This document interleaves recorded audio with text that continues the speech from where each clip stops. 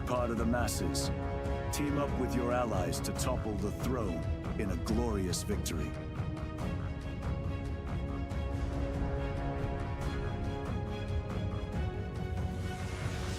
AllReasonNoLogic, hosting King of the Hill lobbies, most Sundays. Join our Discord to be part of the action.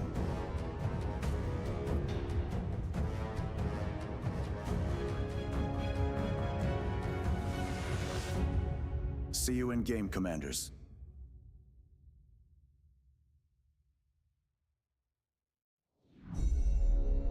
Beyond All Reason fans, welcome to King of the Hill by AllReasonNoLogic. Experience 2 or more teams facing off in epic scale warfare, where the Horde gang up on the Kings of the Hill. Kings start off with an economic bonus. They do their best to defend an onslaught after a no-rush timer expires. Test out your micro and defend against multiple players in variations of this game mode.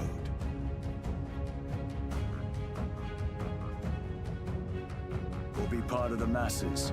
Team up with your allies to topple the throne in a glorious victory.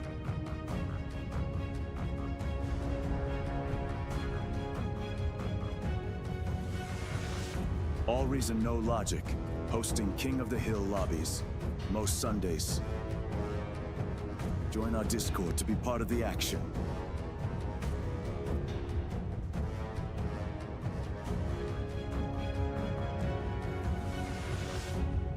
See you in game, Commanders.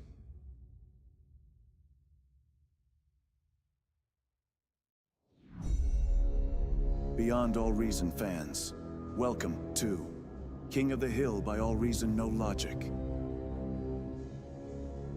Experience 2 or more teams facing off in epic scale warfare, where the Horde gang up on the Kings of the Hill.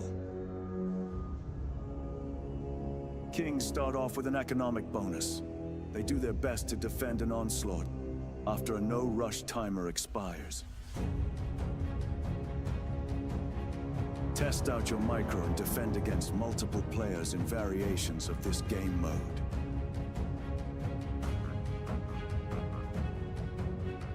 Or be part of the masses. Team up with your allies to topple the throne in a glorious victory.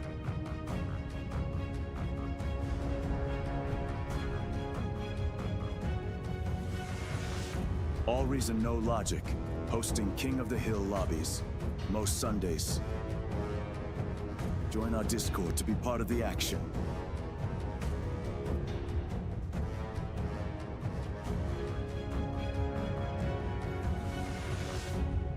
See you in game, Commanders.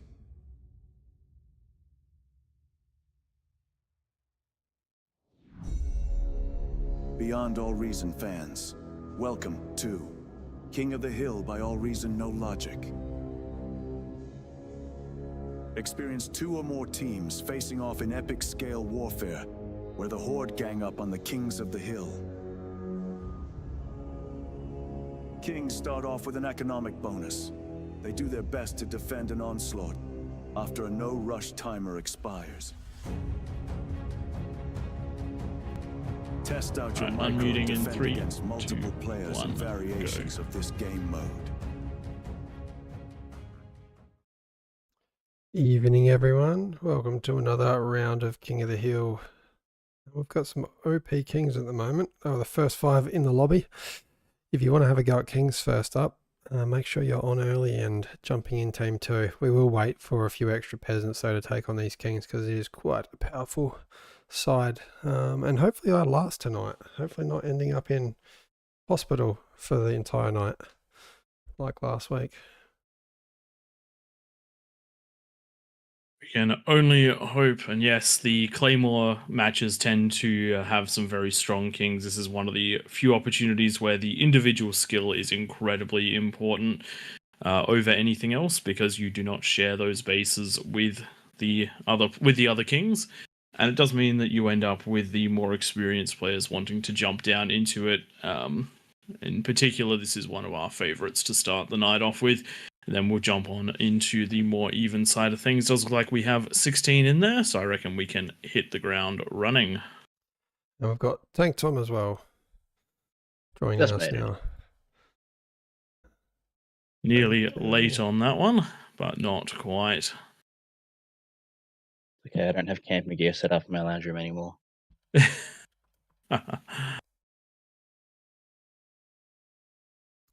Let's get that make ready happening and force this one into get-go. Even if one person isn't quite ready, that'll be fine because we were looking for 3 opponents per king, which will hopefully do a nice job here. And with 15 players, that's exactly what we're going to get. Force start this one. There we go. Excellent. Probably the quickest we've As soon got as we're into a in game. game, we'll tick over onto the off of the lobby, and we'll jump on into the full screen display. And then we'll jump in and run this one. So, for those of you that are somewhat new to King of the Hill, what we do is we take some very good players, we put them in adverse situations, give them a bit of a bonus, and then see if they can defeat the hordes of players that come on to join this mode.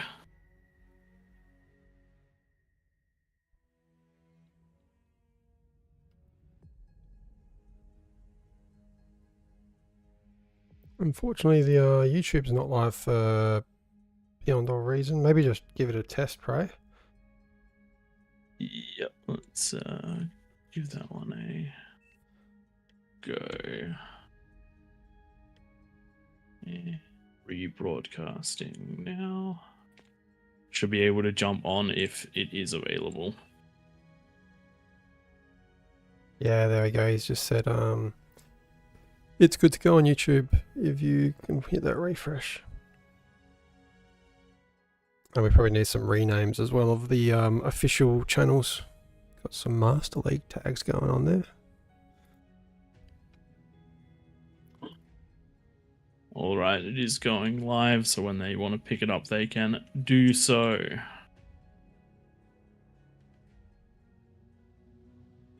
Cool, they're on. Now, because there's very stacked kings, I think I'm going to go Cortex. I always go Armada in this. Never go Cortex. I'm going to change it up and challenge myself with no tactics. For those of you watching the stream, and if you're playing as well, you can probably see where all the kings have spawned.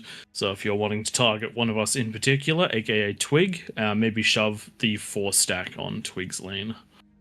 Especially while I'm trying the Cortex plays. Tom, don't you go there because I've played you too many times. Actually, no, do go there. I have beat you every time. Do go there. Top right. Top right.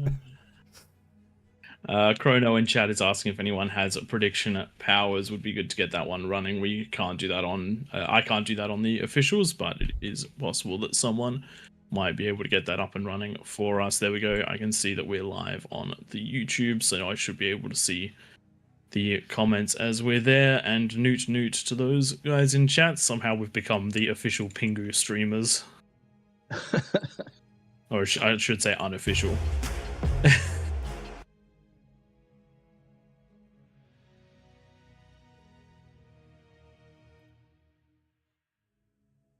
I think I'm pretty safe between you two guys, even if I fall.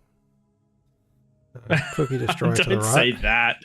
Don't say that. There's a cascading effect. So for those of you wondering how this one works, on Claymore, these are the battle lines that are drawn for after the first 10 minutes of the game. You have to defeat your triangle before you move out and try and assist somebody else's. So if the king can keep you at a lock ahead, then the king keeps you at a lock ahead.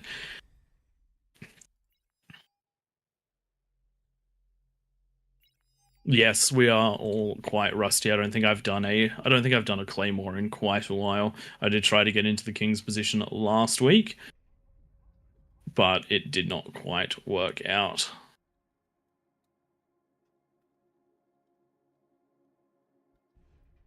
And sorry that we don't have the lava or acid sitting in there at the moment. We each have presets, and unfortunately, if one person overwrites another one's, gets rid of all of the settings. Correct.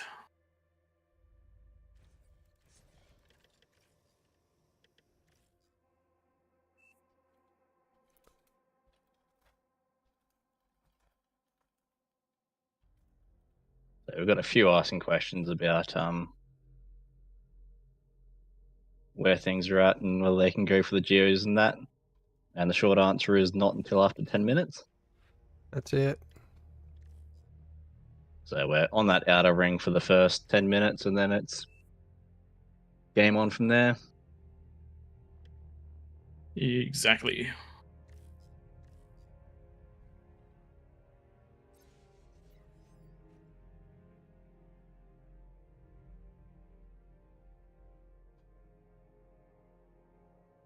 So you playing the extra role, Tom, out there, or are you one of the prime positions? I'm one of the extras. Nice, nice. You can do a bit more One of talking the because we're ring-ins going to out have to here. focus. You'd be Yes. focusing.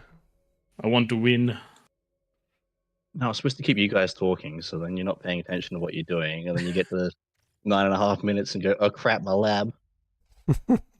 That's how it works, right? That's exactly how it works. Tank Tom's got us down to a T. Why is my comm walking all the way around the entire map just to get to the builder? Literally followed this path here. That is an odd situation. Anyway.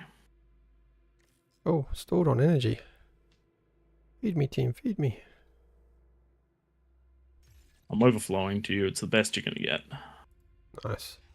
Very nice.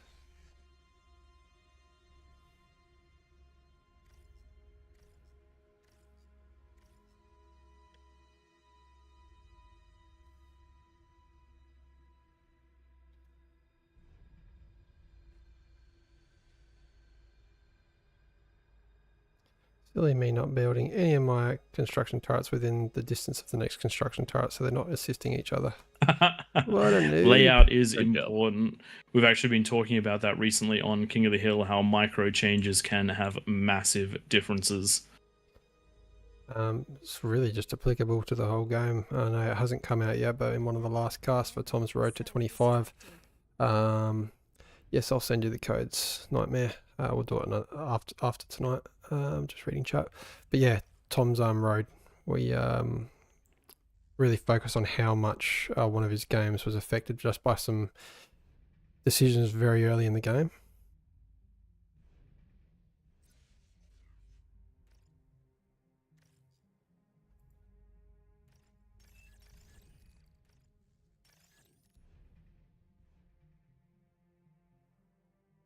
Just one of the things we discussed was just how much metal an extra minute can actually make.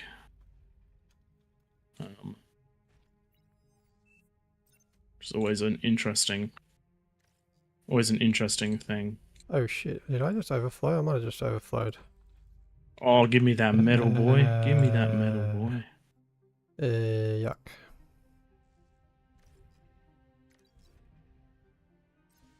I totally stuffed that one up.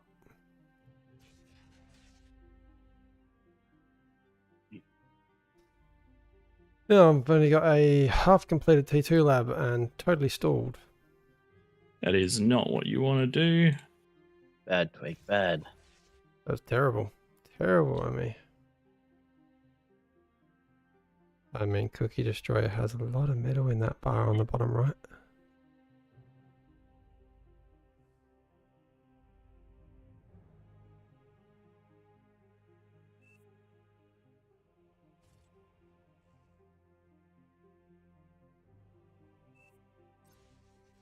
This is not good. Just sitting there, 1 minute left on my T2 lab. What do I do? You eat your comm. Yeah, I might even have to do something crazy like that. You definitely won't need it later on. No, You're not going to regret this decision at all. definitely not. Can confirm. Terrible. I don't even know if I'm going to get fusion up in time now. You get a fusion up. You'll be fine. We'll see.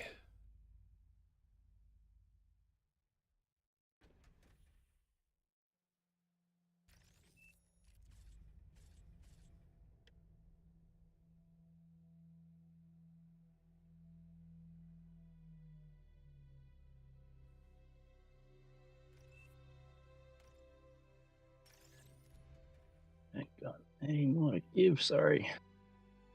Sorry. Oh wait, we actually have only 2 comms. What the hell? Oh my Guys. god. All right. Guys. All right. All right. Is your comm dead yet, Twig? I reckon So- you should definitely blow yours. That is That just sounds like a great idea. greedy, the greed, and they've even completely reclaimed them. I know. Shadow definitely has to res his. Oh yuck, that is disgusting.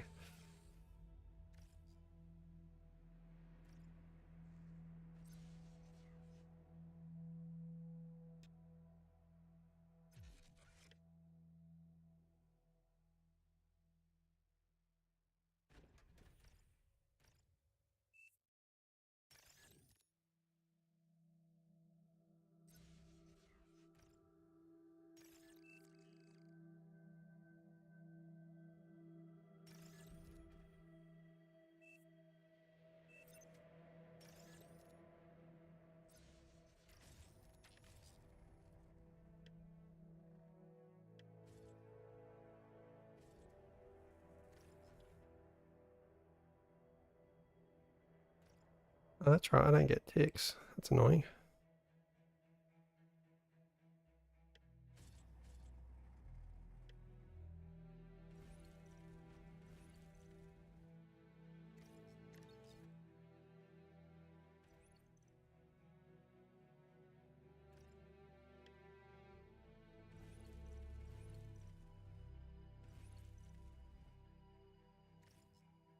Space. This is going to be my Whew, worst sorry, I'm being super start. quiet, everyone. I'm trying to remember my build order, and it is not going as well as I would like. Yeah, not good, not good.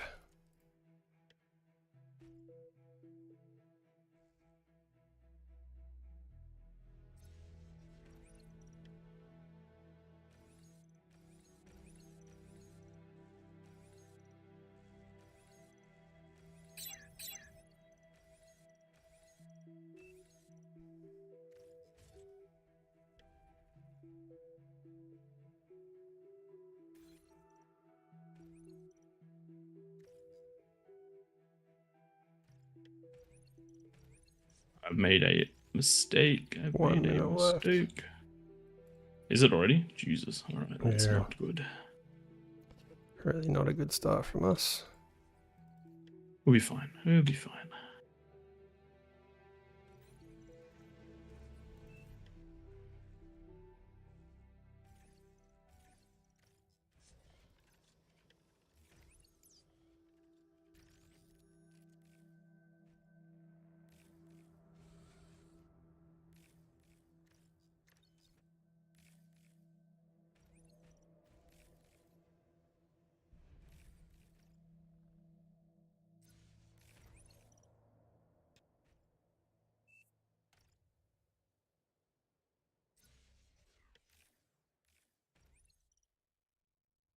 Just like that, out of middle.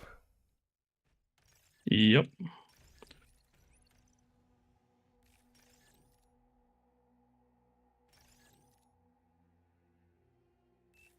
Ten seconds left and no T2. This is bad, and I got no freaking radar either. All My right. goodness, Twig, you've No. certainly fallen a bit behind on. And here they come. That is 10 minutes. Let us go.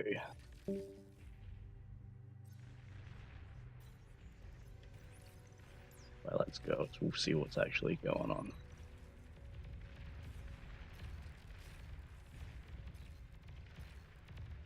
Yeah, okay. We got some units coming this way. This is not good.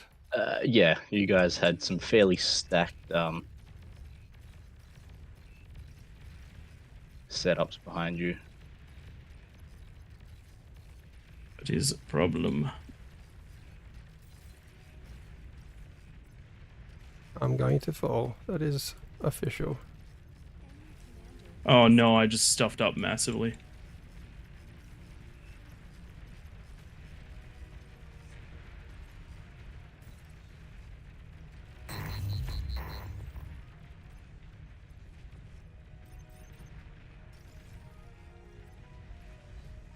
Yikes, yikes, yikes, yikes, yikes, yikes. Yeah, I'm dead. I am dead. Get your comms, boys.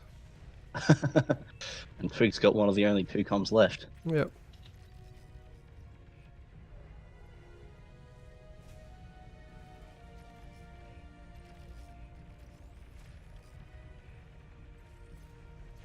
Hiya, hiya. I'm a stressing out now. See if I can come help.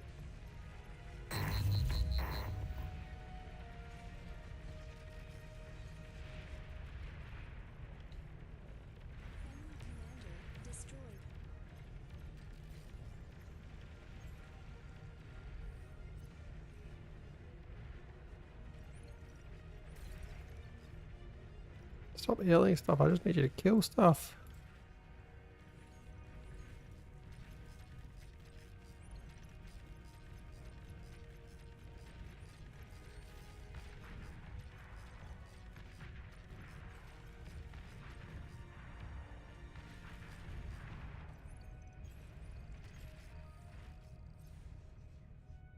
Okay, compose, think.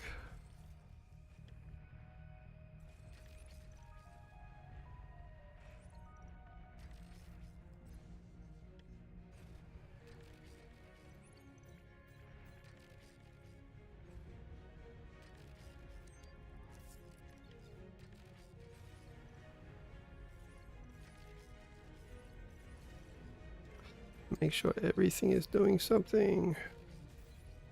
Oh.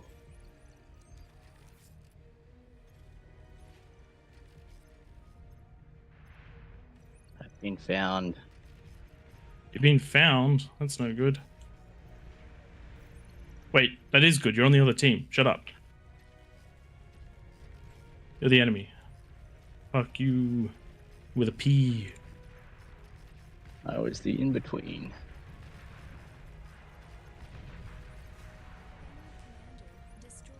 And my entire base has just been whacked. So you're against Duffy, I take it? No.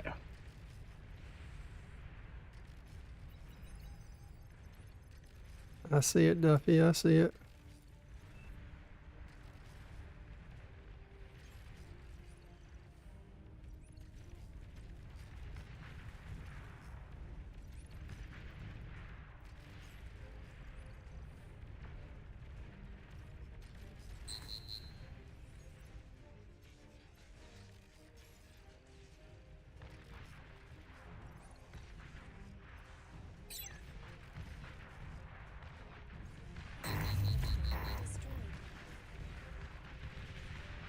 Why is there a comm in my base? Oh, it's Jaleo. Good question.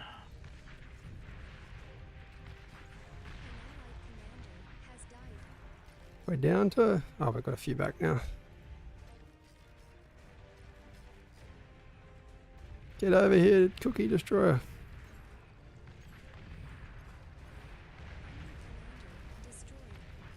Okay, good.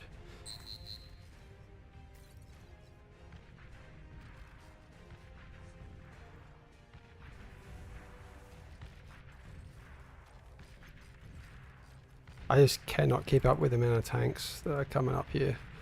You're going to have 2 against you soon, Prey. Sorry to say. No worries. I've nearly cleared mine.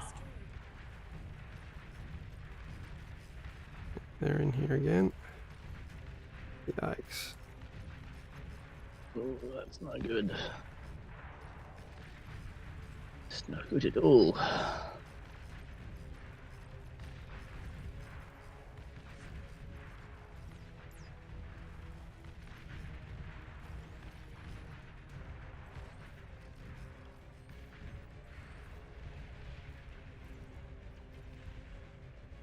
Come on, Cookie, win your lane. Relying on it.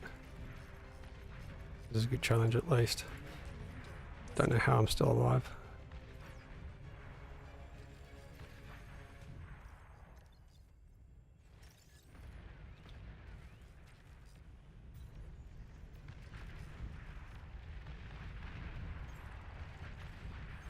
Yeah.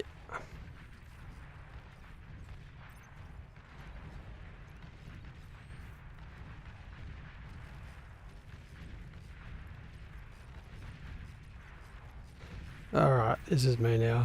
They're in. They are in. Shit. Just hold on a little bit longer. I'm coming. Shit.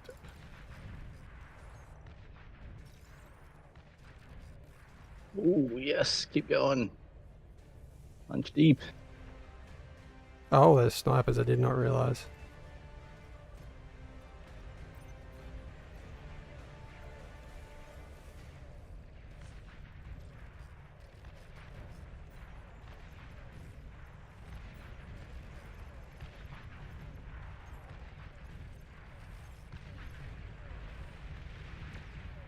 If you can stop my choke points, like through here. Actually, whatever you're doing is helping. There's definitely less pressure Yeah, now. they pulled off to deal with me. Yeah.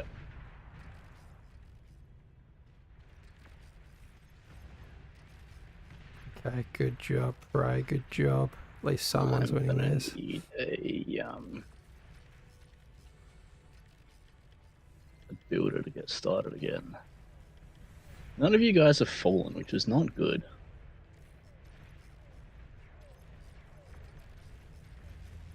Oh, I'm against small as well. No wonder I've struggled.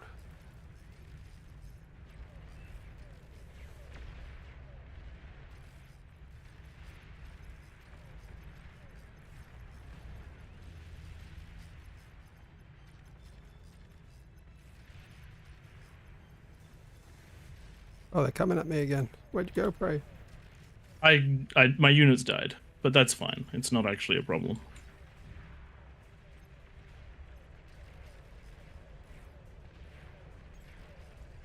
I'm coming back, but I bought you time. You're still alive. It's all good. You did.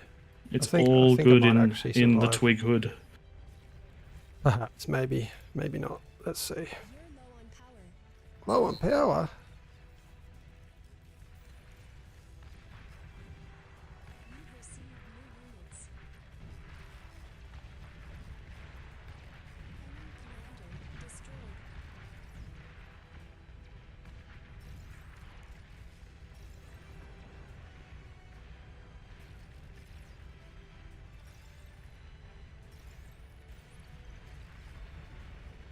I love that Oh, a T3 gantry is exactly one grid square.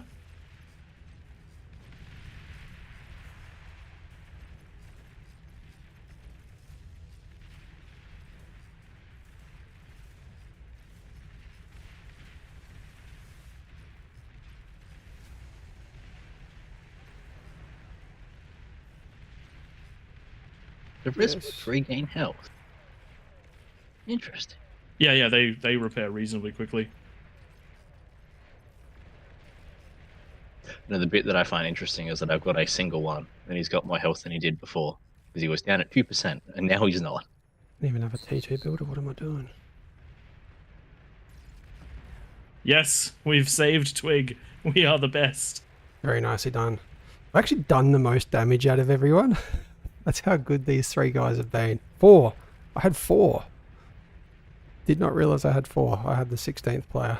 Yeah, it was rather stacked over there. I don't feel so bad now. I didn't realize that I had to have full defenses as the in-between player. Ah, yes. When the 10 Jags rocked up, I was kind of screwed.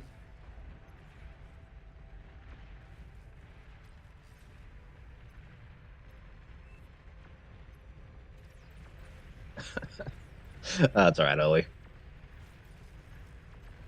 It was when you rolled through, I went, probably should have had some defenses there. Because I was basically just making ticks. This was honestly great. Where is the last one? As you can see, Twig is sometimes not the best player in the world, but it is A-okay. You guys got more comms than you used to.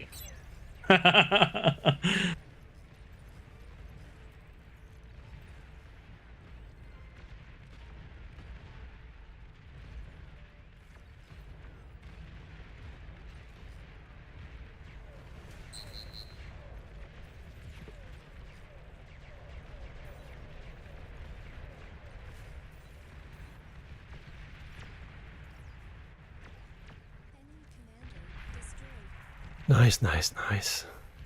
Well done. King's a little dominant in this one, but that was a little expected considering that this is the one where the casters like to come in and play. I think you coming over with just that small army on that, I don't know, was that about 15-minute mark is what saved me. As Just soon enough. as someone comes around, it gets real rough as a peasant. Yeah, you have to suddenly split your focus, and depends on what's going on in the map. Sometimes you can actually sacrifice yourself to kill a king and have it be worth it. Just depends on what's happening next to you. That's going to be the best damage graph I get for a while. After that, I think I'm going to cast the next one. That was too stressful. I'm definitely jumping out to cast as well, because that is what you guys are here to watch, and that's what we're here to provide. But it is nice to play that first one in the night, especially Claymore, which is, I would say that Throne is where it all started, but Claymore is one of the areas that I think we gained a lot of success with Claymore. We had players like Regeki, like Duffy, and many other high OS players join us and just change the shape of it. You can actually see if you did watch the starting credits or if you watch the end credits, when you notice that big build in the middle of Claymore, that is Regeki playing Super King. We tried this with 3 teams. Do we want to look at doing a throne for this next one? I think Throne for the next one, and I reckon we go leave that with to me to paste the rules down in that one nightmare. And but just based on the limited number of peasants at the moment, I'd say that we don't go above the original 4 kings. When you've got the 7, having those 3 dedicated defensive positions is very, very rough for the peasants. How about we get 4 new kings that up there if it's just the 4? I'd like that. Definitely small jumping on in. We're going to give you a plus 46. We're doing 50. Oh, plus 50? What is it? I've got it written down somewhere where the current amounts are for each. It's really hard for me to alt tab between all my spreadsheets and whatnot for running this. This is where you need my setup. No, it's because I've got a baby monitor hanging over the screen now. After last week, like watching her breathe at the same time. So yeah, a few of you might have been tuning in last week. It was a slight choking issue. Never what you want to come across as a parent. But she is 100% okay. Throne 50 is where Throne is 50. There we go. Okay, so are we doing 7 or are we doing 4? I think we're doing 5. Tom's given a few extra. So I think I only gave bonuses to 4. Oh, okay, sorry. You're right. 5 is okay. Who gave? Chrono's in there doing stuff. What are you doing, Chrono? Good dude. Too many yeah, we're only going to do the 4 while there's only 20 something peasants.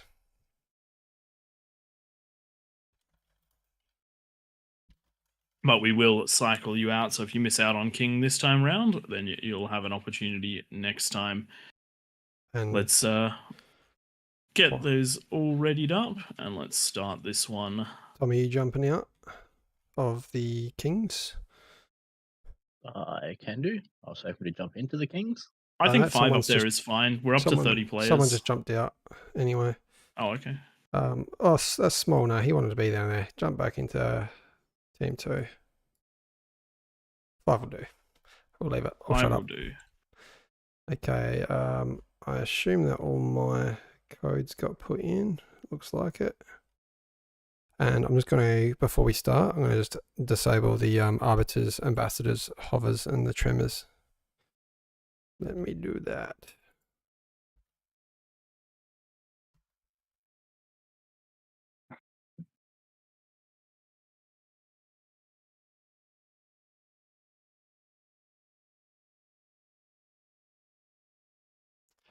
Even though ranked was still on for those in the comments, it doesn't affect if the teams are unbalanced, it doesn't affect your rank.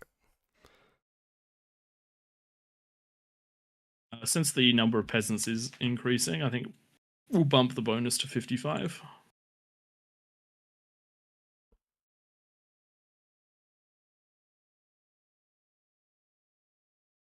You'd be surprised how much of a difference that can make. Oh yeah, we've got a few players now. Maybe we just do the 7 kings after all Yeah, that. Yeah, I reckon we do Give the it 50. 7. Give it 50 and we'll do the 7. So we just can have 2 more. so we'll grab, I believe one of them who wanted to jump on down was Winera, Yep. and the other one was... And the other one was the... There you where go. do we We've have? got one down there. There we go.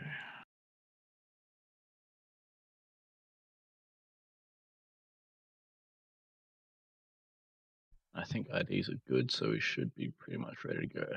All right, let's force the issue, All right, I'll just paste the and rules. let's get this one underway. Well,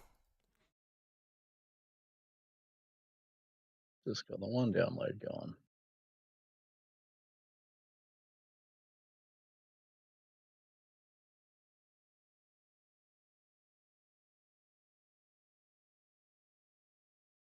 Having a quick look up in chat. Ollie predicted that he would win for that Claymore game. Good prediction. I like it. And Uzi says that they would have cracked Ollie if they had more time, but unfortunately one of the kings spilled into them. Jill is happy that your baby is okay, and Tuffy, no, we aren't Drongo, unfortunately. We would like to be Drongo, but we are not. he did drop in This 2 is weeks all ago. reason, no logic. We're Australian as well. Drongo was probably one of the reasons we started this. Once he stopped doing his videos, we made a couple tutorial ones just for a laugh, and then happened to create King of the Hill around that same time, which really took off. So that's kind of where our channel's focused now. Check out AllReasonNoLogic when you get time on YouTube and Twitch, and we've got a Discord where all these people will jump in and have chat during these games as well.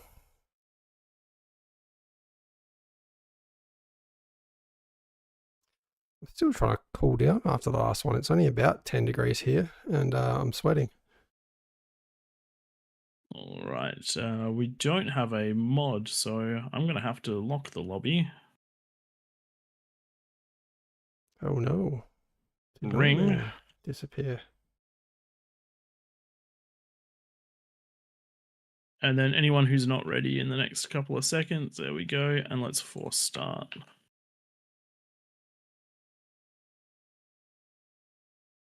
There we go. I'm going to jump back into the lobby once the game's loaded, and I'll unlock it.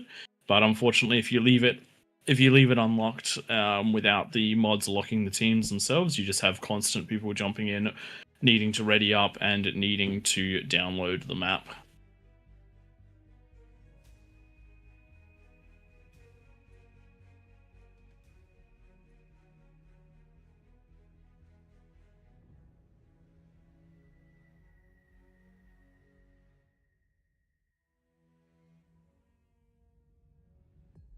All right, let me just grab that one. I might Lobby leave you is guys unlocked. to it here.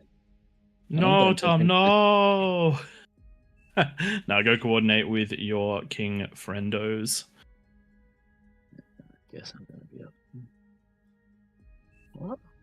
If you want to defeat the kings, just jump in that Discord. We've posted links a few times. I'll post them again in the chat shortly. But it really helps if you jump together. If you want to comment eco, be in the Discord with your teammates.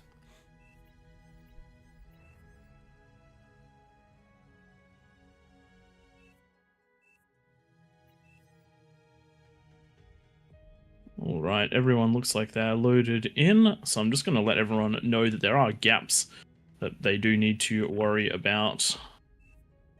Make sure that everyone is well aware of that. We do need to put that into the actual rules for this one. I missed that. What needs to be added to the rules? That people are completely unaware that some of these cliffs are traversable. Yeah, okay. By bots, and I think that is something that is unfair not to know.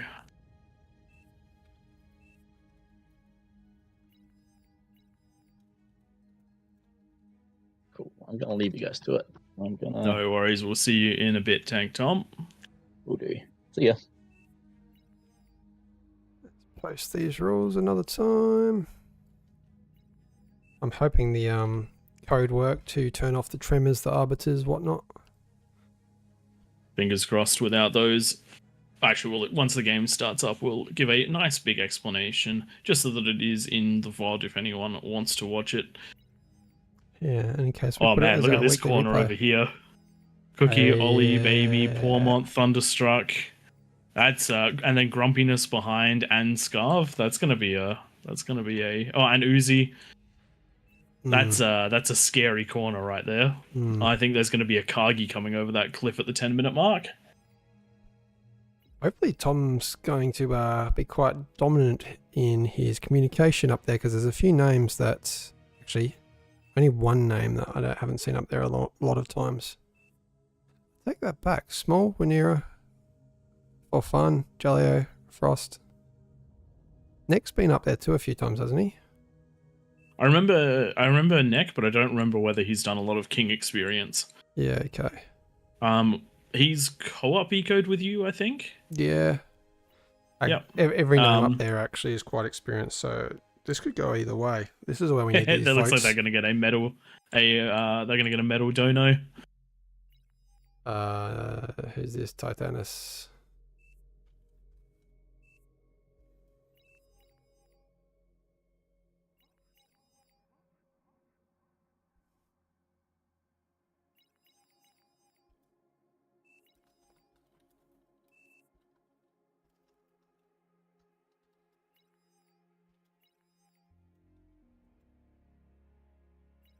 You will not get your commanders back. Yep. Is he? Oh, Titanus is a king. My bad. Oh. Hang on. How's that work? 1, 2, 3, 4, 5, 6, 7, 8. Ah. Titanus has assigned himself into the team, unfortunately.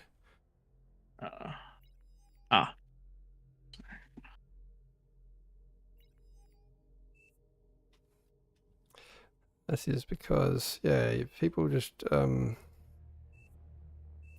not following the rules. Well, that'll be what's the ruling on that one? Because this is the first time this has happened. I mean, He doesn't have the plus 50. It's a disadvantage for the Kings because he doesn't have a bonus. Yep. All right. I guess we will leave it on this one. But in the future, if this does happen, I think we're going to do have to do a kick. Yeah. If we can. Unfortunately, a kick comes with a 15-minute lobby ban. There's nothing else that we can do about it. You can't just force someone out of the game without the kick. So really important that you don't abuse what the mods and the admins, etc. lobby hosts are I'm just trying to do. quickly document this one because we'll have to chat with the mods about this one for future.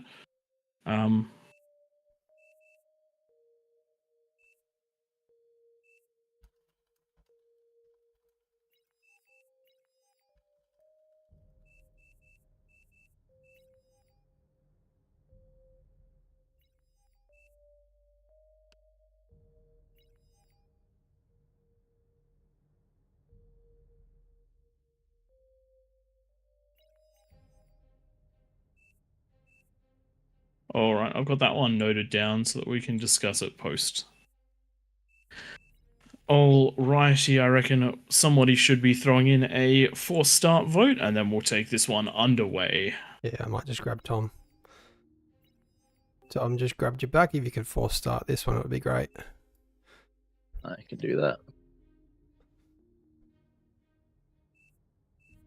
Unfortunately, because we aren't moderators and we aren't in the game, we can't call the vote. Yes. We had a question from Hendrik in the chat. How do you enable Legion? If you go to advanced options and then you go to, I believe it is extras, you go from there. All right. Hello and welcome everyone to King of the Hill. King of the Hill on Beyond All Reason, hosted by AllReasonNoLogic. We've got 7, in this case 8 kings up on the top of the map, surrounded by a nice moat of lava that'll disappear at 10 minutes, and around the outside we have all of the peasants. Now, how could this possibly be fair is the most important question. Well, the answer is a 50% bonus and a 10-minute no rush timer. The kings have that little bonus which will help them eco harder, scale faster. This is a game about exponential scaling, which means that the kings are going to get to that higher point just that little bit faster, and they're going to need slightly less in the way of buildings in order to do it. A couple of other little rules. We have turned off air. The map is just too small to allow for proper defense for air for the kings. Well, not the map itself, but the area that the kings are on. We've also disabled certain units that can very easily destroy the top of this hill at an early point in the game, such as arbiters, so basically long-range missile units, as well as the Quaker. T3 is totally on the field though, so if you want to get those early vanguards or those early catapults, more power to you. Just to correct that, it's the Tremor that's disabled, not the Quaker, so don't go avoiding the Quaker. The Tremor, just lobbing those plasmas up over the hill with the range that it has, can pretty much take out any of the mexes from any of the wings up on that hill. That's the reason we turn that off. Got a very strong Kings team up the top, with some very well recognized faces: J Frost, I Kill You for Fun, Tank Tom of AllReasonNoLogic, Small Jalio, and Winera, all very, very accomplished up in the King position. We do have an extra player, Titanus, who accidentally jumped into the lobby and jumped onto team 2 by accident, not overly knowing the rules here. We've allowed that one to slip by this time, but just as a global ruling from this point forward, that will be a kick ban, just because we have to find a way to balance this one out. Originally, I did think that it would be a disadvantage because he doesn't have a bonus, but what he's doing is just giving absolutely all of his economy to each of these players, so it is only going to help them. But in the flip side to that, we do also have some power all the way around the map. If you look at this bottom corner, if you want to see a stacked corner, that is what this is. We have Cookie Destroyer leading Baby Elvis, Cookie, Thunderstruck, Pormot, as well as several players around the back, such as Grumpiness and Uzi, all hugely experienced players in this one corner. That's going to be a nice place to push the Kings, and it is facing into someone that has definitely had experience in King of the Hill, but I don't know if they've had as much experience running in the King position. Looking at the other eco spots around the map, we do have quite a strong showing here, where we're not seeing an over investment into T2 labs just yet. Hopefully they'll all co-op together for just that one. There are a few T1 labs, but they are reclaimable, so not a problem there. Out in the dry sea, you're seeing some nice setups over here, where we have huge amounts of eco going down, and I really like this actually out of Hara, who's using the eco that they do have and trying to convert it into something absolutely prolific in this corner spot. However, that means they're going to be relying entirely on the players around them to defend them. This is going to eat up a lot of time and a lot of eco, but they should be able to come online pretty strong. Now, Twig, what do you want to see play out here? How do you reckon the Kings win this one? I reckon if they play it as normal, there aren't quite as many enemies as we've seen in the past. Let's just quickly check how many we got. We've got 47. I think we saw a Kings win. Probably the biggest number we saw them against was 60 odd in this. Happened once. Usually it is a peasant's win though, but with every name recognizable on top of that hill, I'm vouching for the Kings, despite the fact that we have a very stacked corner. I don't see heaps of eco coming out of, heaps of communism coming out of any of these other geo positions, apart from one which has T2 also.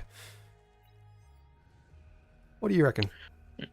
Interesting call. I find that with the seven player King, the Kings have a pretty strong advantage in the early game, because they can dedicate 3 players to essentially defense, 1 on each side. And if you get yourself down some of those nice strong T2 defenses, as well as the beamers, you can be put in a pretty good position. I know playing this one, if you feed the middle player to get them to that T2, and then they give you a T2 so that you can upgrade your mexes and go straight into a fusion without having to get your own lab, all that good stuff, then you can put down a pretty formidable defense powered by a fusion, and you can get your second fusion up by about the 11.5-minute mark. So you really do have a lot going for you here. You can have yourself some Quakers, or sorry, I'm using Quakers a lot today, aren't I? You can have yourself the pop-up plasma artillery, the T2 plasma artillery, backed up with beamers, pop-up turrets, and all sorts of things, walls as well, to really hold these spots. The 7-player king is a formidable fortress to crack at the 10-minute mark, though not impregnable. The thing which really, really breaks the king early is getting spiders up at the 10-minute mark in all 3 corners. If you do that, the kings are going to have a really, really bad time. Similarly, if you can try and shell up there with Sheldons or something similar, they'll also be having quite a bad time. Try to support you if you do head up there with any spider units. Try to support them with some of these smaller stunners. Those ones make for a really good front line to push through the early defenses, which are usually twin guards. Tip for the kings here, we can see one that's not got the build power and it's got about 3,500 metal in the bank. Throw it to the center player. Small, just trying to build the fusion, needs a little bit more metal. That's what I'd be doing. Part of the reason I think that despite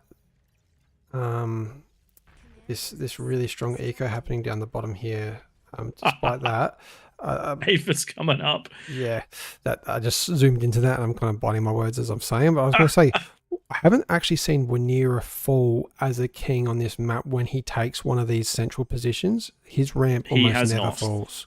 So he knows exactly what he's doing.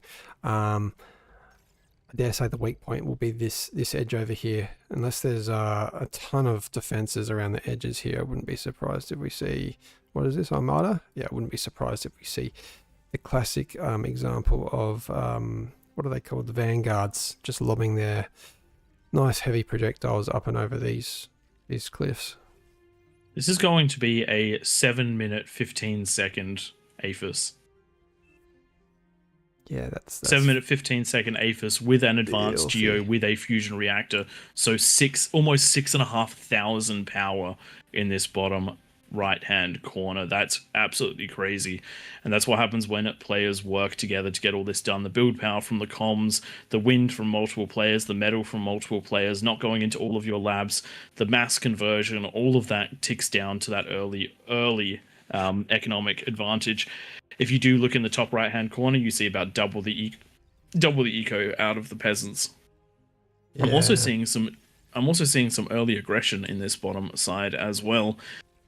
Just some pawns and some grunts, but we're going to see hopefully some push, and they should be able to probe at least a little bit or help hold this ground. Something I've noticed is trying to take these areas here, these little wings on the second ground.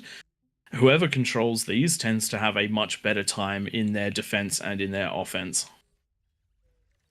Absolutely. For the kings, it's a second barrier, and for the peasants, it is additional eco, additional space, and places that they can sacrifice and get defenses in time. I've got a couple of economies stalling for the kings. Just remember, reclaim that stuff that you're not using. If you're not using a lab at the moment, reclaim it and then rebuild it after you get the eco up a little bit stronger. But there is only 1 minute and 15 seconds left until that lava dissipates and all hell will eventually break loose. Might be a little bit light on right at the 10-minute mark with all these defenses being set up. No one really going into mass units yet from either team. With 1 minute to go, I would say the kings are in a very scary position. There is very little in the way of defenses around the outside for J Frost.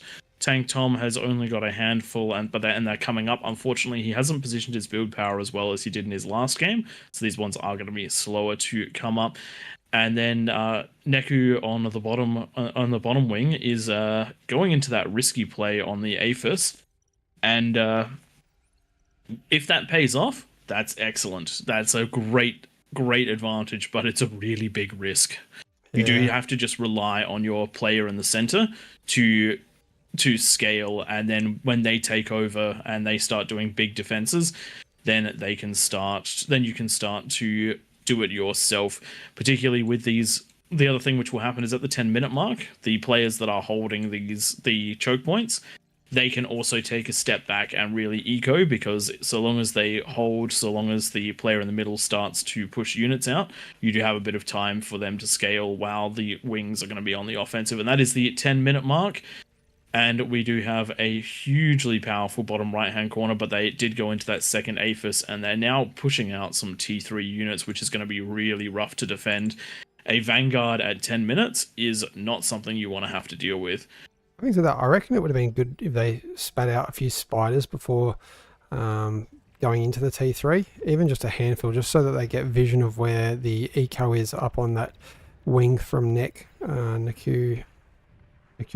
Jaguar's showing just how much teeth they have in these T2 versus T1 battles. All of that early aggression that I looked at before, which was the pawns and the pawns, the grugs, and the thugs and grunts, all going down just to a handful of Jags. These units are just so effective at cleaning up T1, and they are starting to push through. Comms are not reacting in time. These units are going to start getting in. The problem is they are not heading to quite the right place. They really do need to find that correct eco. Otherwise they're going to be in trouble. But Vanguards have just started their shelling on the high ground. 3 of them out already. Oof, that's going to be... That's going to be a problem. Looking around on the rest of the map, though, it does look like the peasants are taking control of the low ground a little bit better than the kings. The first attacks out of the kings doing a little bit of damage, but nothing too crazy. Everywhere else quite passive for the moment. Hopefully this APHIS does not get taken out. Oh, there is a bubble up already. So the Vanguards... The Vanguards will shoot through a bubble very quickly. They will, but when they're getting harassed by Jaguars, they're not going to get those shots off. Probably would have liked to see a Razorback. Yeah, I suppose it's not that many. Probably about time that Small came online with some spam. When I am the central player of Throne, I like to get some spam out just generally around this second tier. Just loop it around, just so you got vision continuously. Got Banishers on the right hand side out of Jaleo. Don't mind that, with a whole bunch of Salamanders in front of them. The Salamanders are another unit that is very efficient at cleaning up T1.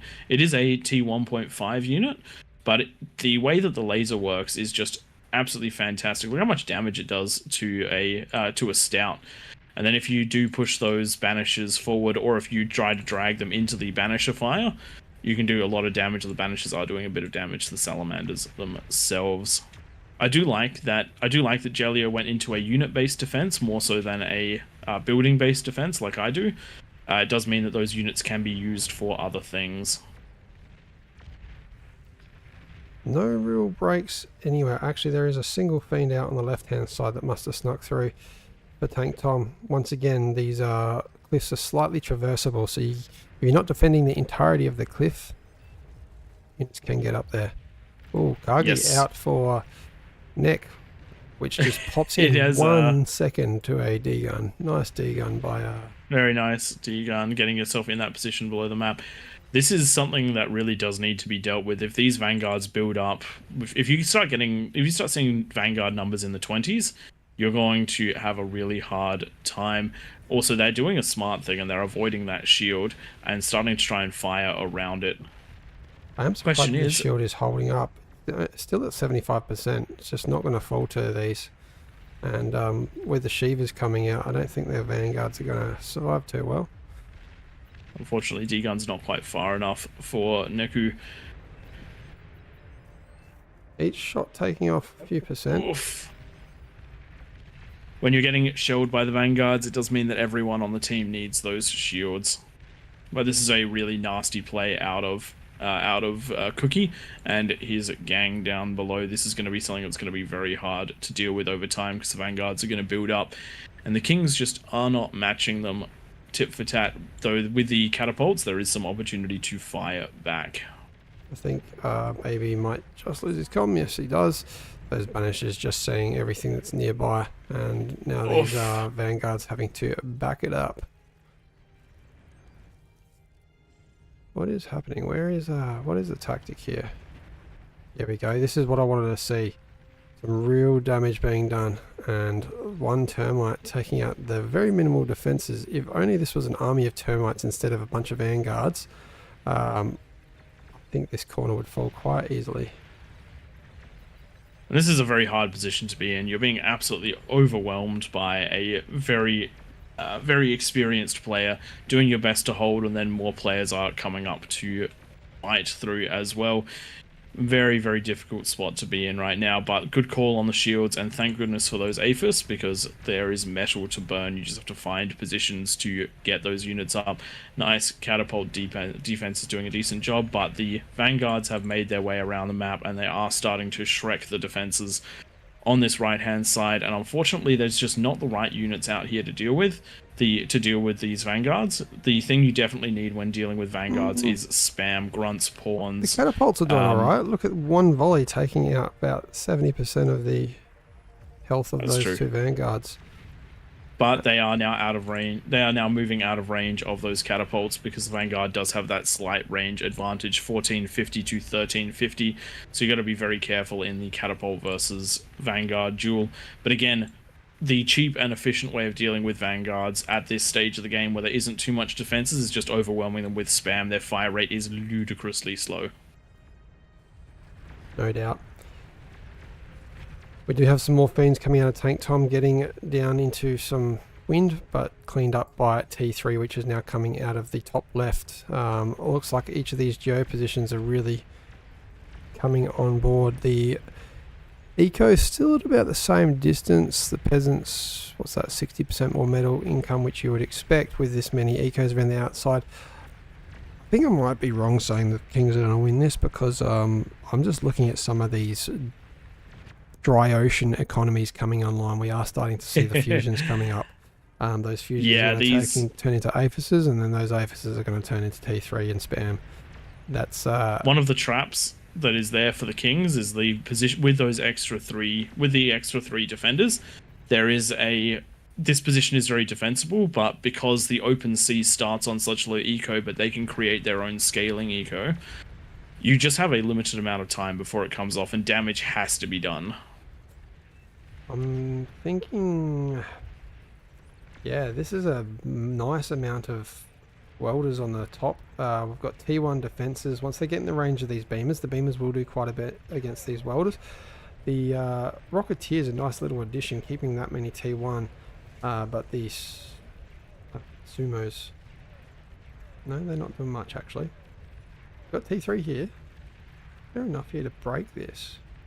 That Razorback. I think with those Vanguards shelling in, and the Razorback waiting on the wing without something to break the siege, you start having a problem, and that's what these fiends are trying to do. They're trying to kill all those rocket bots. Nice little conversion explosion going on over there. You definitely do want to try and keep that as far away from those entrances as you can, as well as getting some shields up just to deal with some incidental fire. But it is the T2 defense. It is a combination of T1 and T2 defenses that are what is most needed in these situations. Gauntlets are good. Two things. Behemoth almost out of the central player, out of small. That'll be cool when that comes out. And I was thinking the bottom right was looking a bit quiet. He's just going bonkers into eco, just working on the 6th Aphis. That is why. Yep. So getting a Behemoth is a massive risk.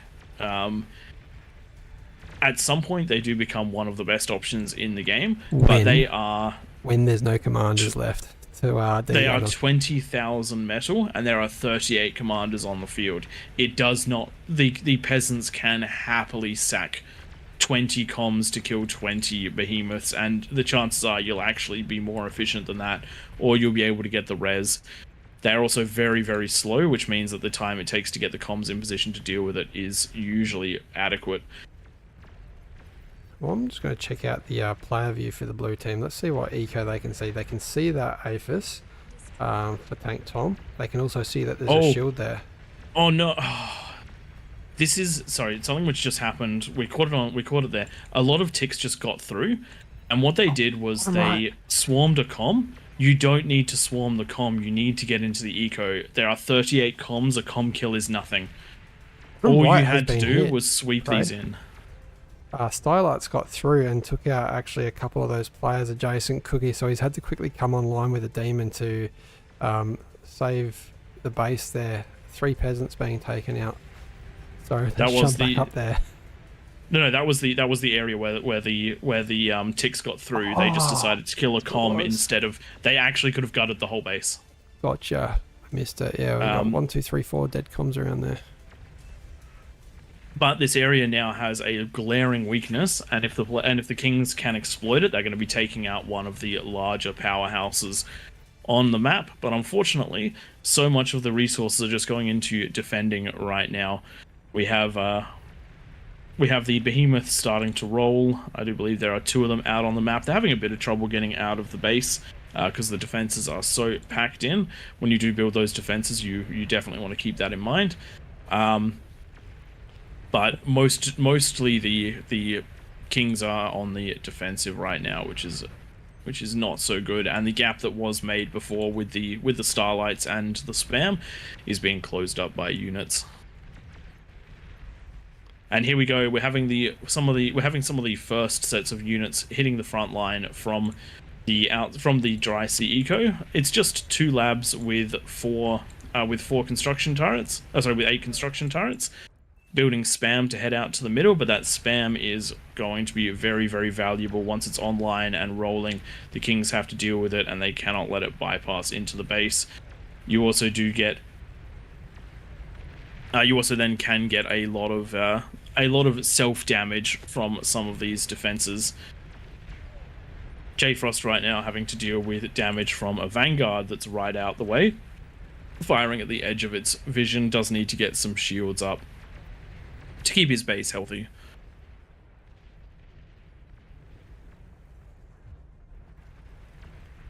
What is the tactic for the bottom right hand corner? We're raising a few of the comms, which is really important. Instead of reclaiming the middle, you want to get them up there to stop any sort of T3, such as this B here, or the Juggernaut that's rolling down that way. I think the Kings need a bit more spam. What have they got? They're nowhere near their unit cap, actually. 570 units each. If you're going to be running these big units, the behemoths, the juggernauts, that sort of thing, they have to have protective spam so that the comms can't get to them. Yeah, we do have 3 Kargis though that have been sent to the left, away from where the main threat is.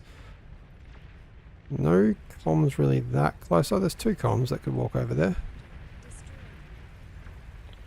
The nice thing is they do have one of those geos to target, so as long as they can survive that barrage of fiends and get to that geo, that's going to be a very nice pop and a good bit of damage there. They can also find to the left there's also some advanced converters, as well as a lot of stacked together build power, which is a nice thing. But the comms are coming in force, 3 of them walking towards, and they are not spread out, which means that they're going to go down to the D-gun, and the geo survives with over 50% health.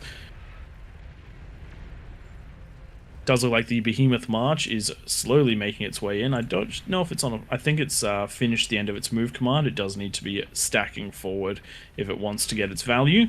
Right now it is just fighting those ticks, and the spam around it right now is fiends. That is a bit of overkill there's a bit of overkill. You'd want that spam to be T1 essentially. Yeah. Otherwise it's just metal that's mostly wasted. Just get those grunts out there. The grunts are phenomenal at dealing with the ticks, which is most of what you're dealing with. We're going to see some other units. I'd love to see some Kargis coming out of the peasants to go up on these hills. There's not a lot defending. I mean, Tank Tom's wing is defended. Oh, shit!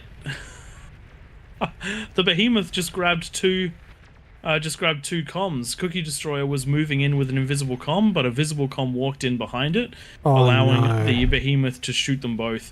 It's now in a really good spot to be walking in. There are other comms, but it has got the potential for a lot of damage here.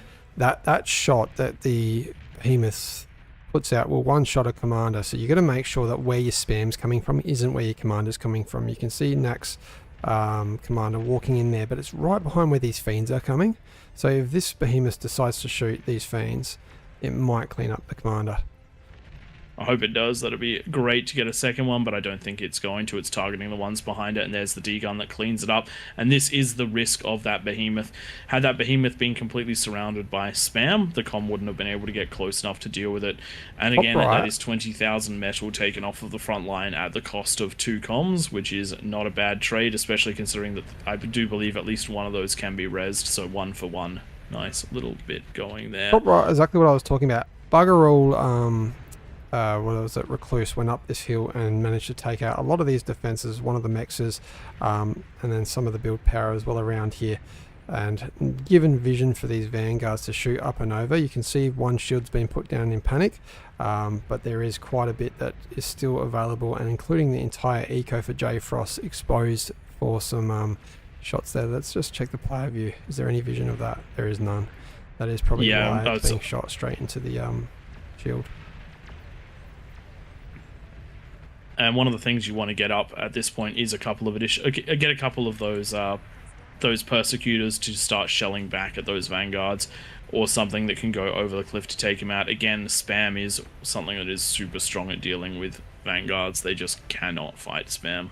On this bottom lane, I think there needs to be just some beamers put up, because these fiends aren't stopping, and even though they definitely wouldn't be the unit I'd choose for spam, they are having quite a few leak through, and everyone is just losing their APM trying to clean these up. So a line of beamers would be all it takes to stop these fiends doing the damage they're currently doing. Yeah, it's certainly one way of doing it, but definitely not the way that I would be doing it. It does look like something did sneak into Neku's base again. The conversion and a lot of the build power has gone down, which is definitely hurting his economy. Got to get that build power back up and the conversion back up ASAP. There's really nothing defending his base. If just some T2 even was going to come up, there's the commander. We got one bulwark, a couple twin guards. I would be giving priority to a T2 constructor, putting up a bunch of scorpions for Nick. Putting Tom under a little bit of pressure now. We've got a decoy commander de-gunning defenses. I didn't think that... I've been watching him do that a couple of times. It's just like, yep, there's something up there. Off I go. How much damage does it The D-gun is not as powerful, but it still does a decent chunk of damage, so this is a really interesting strat. I actually really like it. I'm a big fan of the decoy commanders.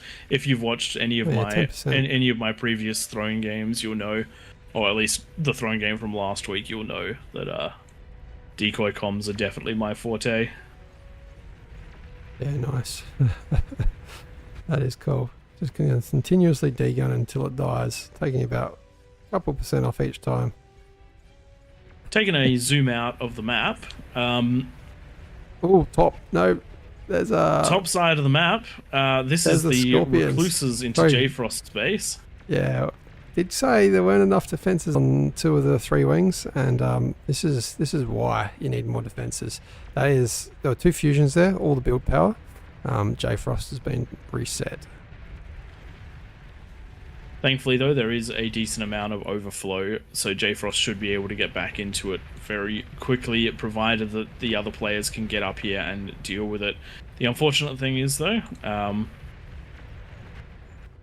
let's look at the unfortunate thing is, I just want to see what happens here. Yep. The units that are present to clean this up are not units that are going to be able to deal with that vanguard, with those vanguards, and those vanguards are raining down a lot of damage. Unfortunately, we just had a rule break there with Juno was used up into the King's base. Just a reminder, people, there's no offensive structures allowed.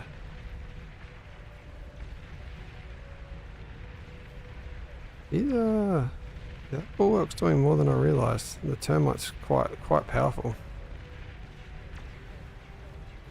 Targets can shoot through the oh, that was handy. Targets can shoot through this. The bulwark only with a few % health left. If the build power goes down here, and that bulwark goes down, I think those apices might go pop. Last Kargi though. And that is the bulwark down, but it did do just enough damage to stop the Kargis. That was a very, very even trade there. But nothing defending that base now. Yep.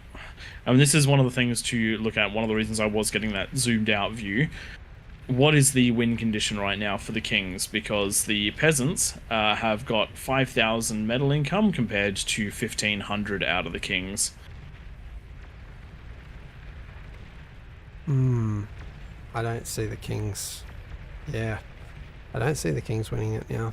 I was wrong. Unfortunately not. They've been very heavily attacked, and they just haven't been able to scale that eco to the extent that it needs to be. The center base is only on 4 APHIS. In fact, I think there's no player on more than 4 APHIS in at the king's base.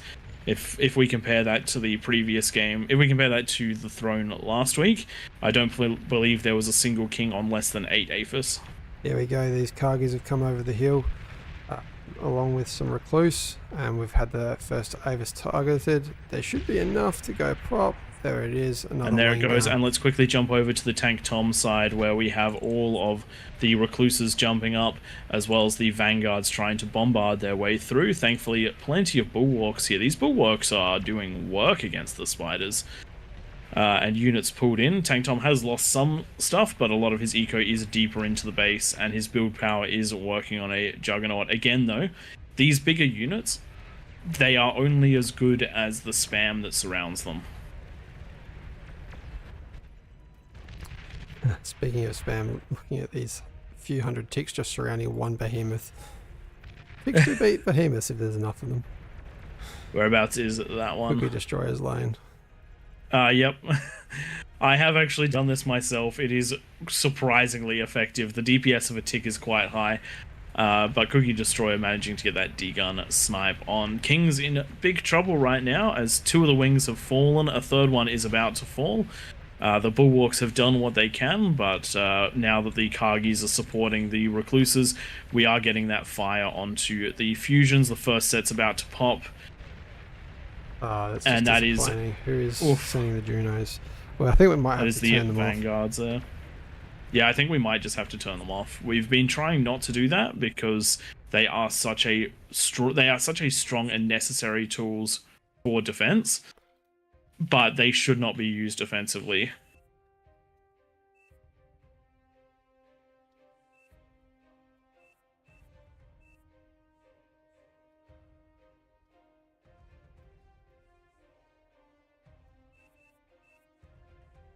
Okay, we'll get a resume there. Yeah, obviously the Junos stop all the spam, the tick spam. Rascals Rovers and okay, whose scimitar that it is? We'll just give a kick. Where can we see it? Just to verify.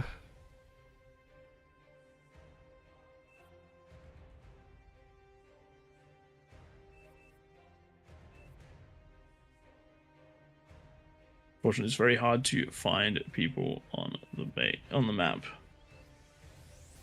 Alright, he's been asked not to. But let's just get it resumed. Next person that uses a Juno does get kicked though. Yep. That's the rule. We will just turn them off for the rest of the night, I think. We are working on a tweak thanks to Jaleo, and I think Chrono's helping out as well, but Jaleo's just been sending me some stuff which I don't understand because I'm not very good at this trading for this game, where we can change the range of Junos.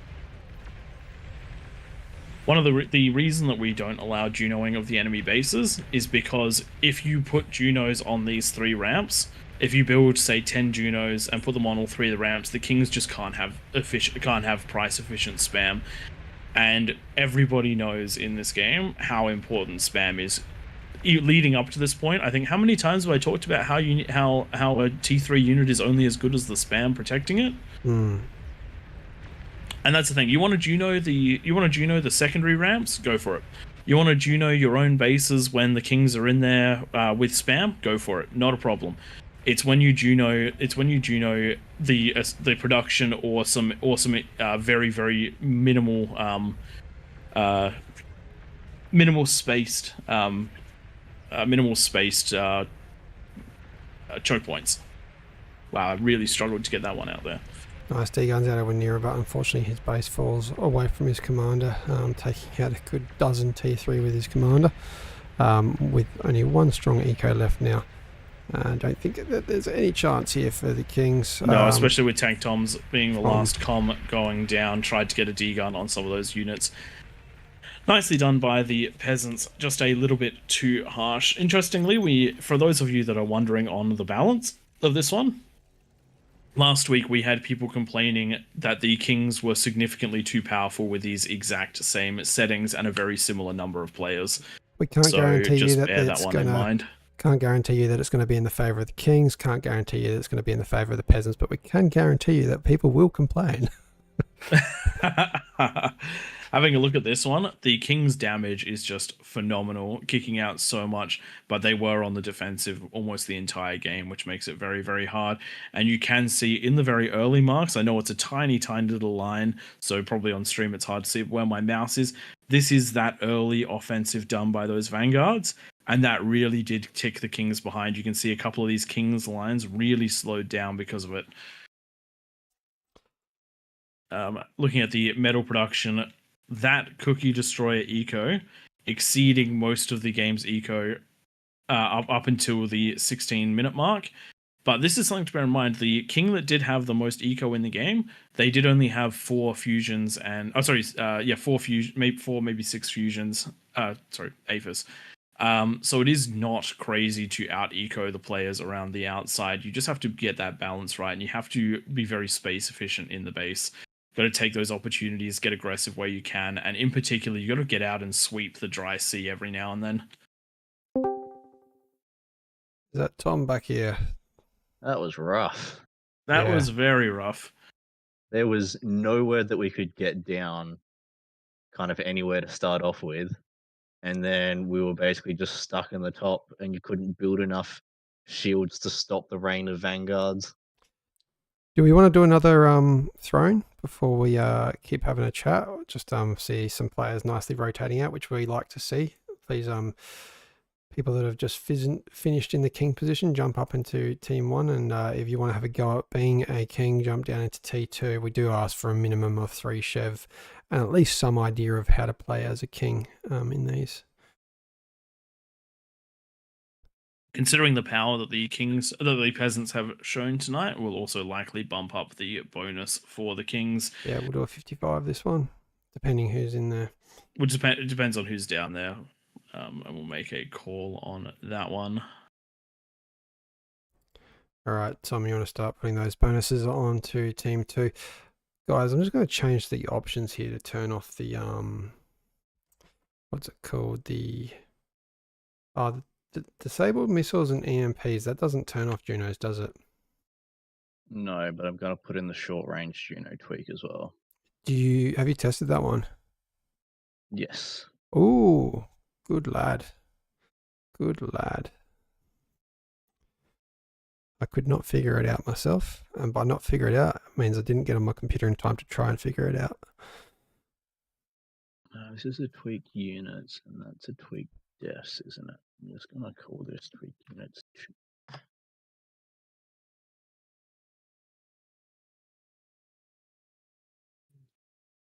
think that should do it. Those of you wondering who we are in the chat, I am Pradith. Joining me is Twig and Tank Tom, and we are AllReasonNoLogic. And the mods have given us the ability to run these lobbies, which we do seriously appreciate. This was a bit of a madness dream that we had one night, and it somehow turned into this, and we somehow get these bigger lobbies for it. So we do appreciate all of the extra work that the mods and the devs have put in to let us do this, as well as everyone who is watching and playing. We wouldn't be doing this without you guys. This is looking quite big. We've got 60 peasants almost. We need 2 more people to jump down into king. Does that mean that someone's getting big enough to do a raptor? Probably. What time have we got? I think we got time for 1 more of these, and then we'll jump over to raptor, just because we've already got it set up with all the tweaks. And I reckon they're going to need a significantly better plus than this one, maybe a plus 60. There we go. I am liking who just jumped down there. Good to see Cookie in there. That definitely swings the balance a bit. Yeah, we'll do 60s throughout the... Yeah, 60s throughout. So the key here is for kings to really have that T3 first and just try and break one of the areas. If you can break through into one area of the map and then work your way around the map, you can actually set up, or obviously you can set up bases where you've just broken through, like have a backup, which we have seen in previous weeks. You can have a base, but be careful how much you invest into that, because your unit cap is limited, and we have actually seen someone go so hardcore into collecting the top part of the map that they ran out of ability to build units. And something to bear in mind, it's very quick to get up a T2 mechs, but a T2 mechs only provides you with around about 15 metal or thereabouts, I think, off of these with the bonuses. You get that metal from a single converter, so it can be a lot more efficient just to ram APHIS down people's throats. I'm not saying don't do it. I'm just saying think tactically. All right, let's lock this one down, and let's give it a. We removed the bonuses from anyone that jumped up into peasants. I do believe we have, yes. Okay, I'm gonna try and put this one on as well. Is that the one that does the bigger build power? Yes, that should be.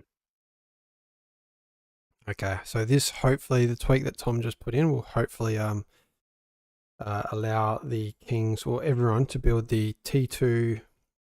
Oh, we've just had someone jump down into kings, FYI. We'll remove them. Bumped them back out. Allowed to build those, what are they called? Scav unit construction turrets. So T2 construction turrets. T2 construction turrets and the big ecos. That's right. Those huge when they APHISes. go pop, take everything. Yeah. So if you can build one as a king and that goes pop, there's probably going to be no more kings. Yes.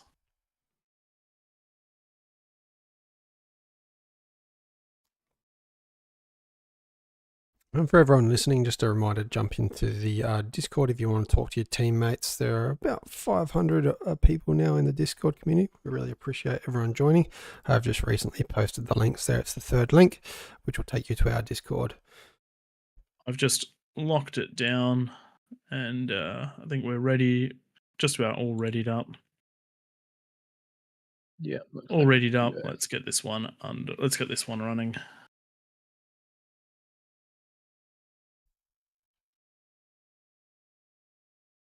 Ify is already in a game. So that means that I'm just... is he still... He's over in the spectators list. There we go. He's been moved out. We're good to go.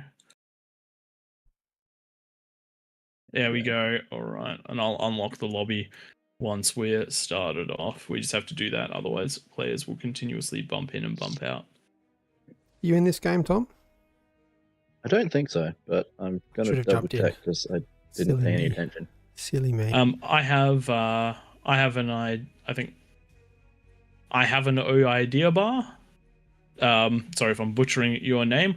We cannot, unfortunately. One of the things we dream of is giving the kings more unit cap, but that is not something we can do at the moment.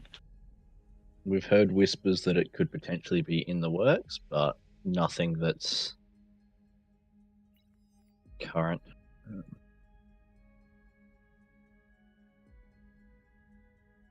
Awesome. I have deleted the rules. You might want to Control-Z that. Oh, don't worry, Coda. I was cool. Australia humor can be a little dry. That's why I included the little love hearts. We do appreciate you watching us. We do appreciate the shout out. One of the reasons that we even do this is because we were inspired by Brightworks and casters of his caliber. So if you're mistaking us for them, it's actually a compliment more than anything else. But Twig is Twig definitely loves to take any opportunity for shameless promotion, and I've definitely learned a few lessons from him, so I'm going to throw our name out there any chance we can get. Yeah. Which, by the way, is Praedith Tank Tom Twig from AllReasonNoLogic.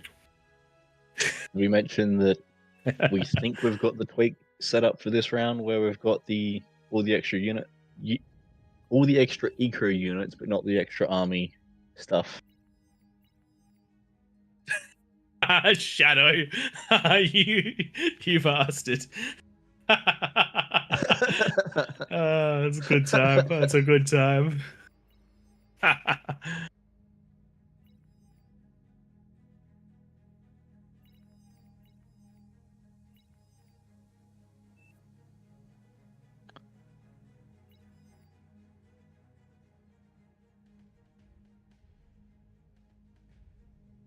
All right, just looking at how this is starting to set up, we have some pretty intense eco corners over here.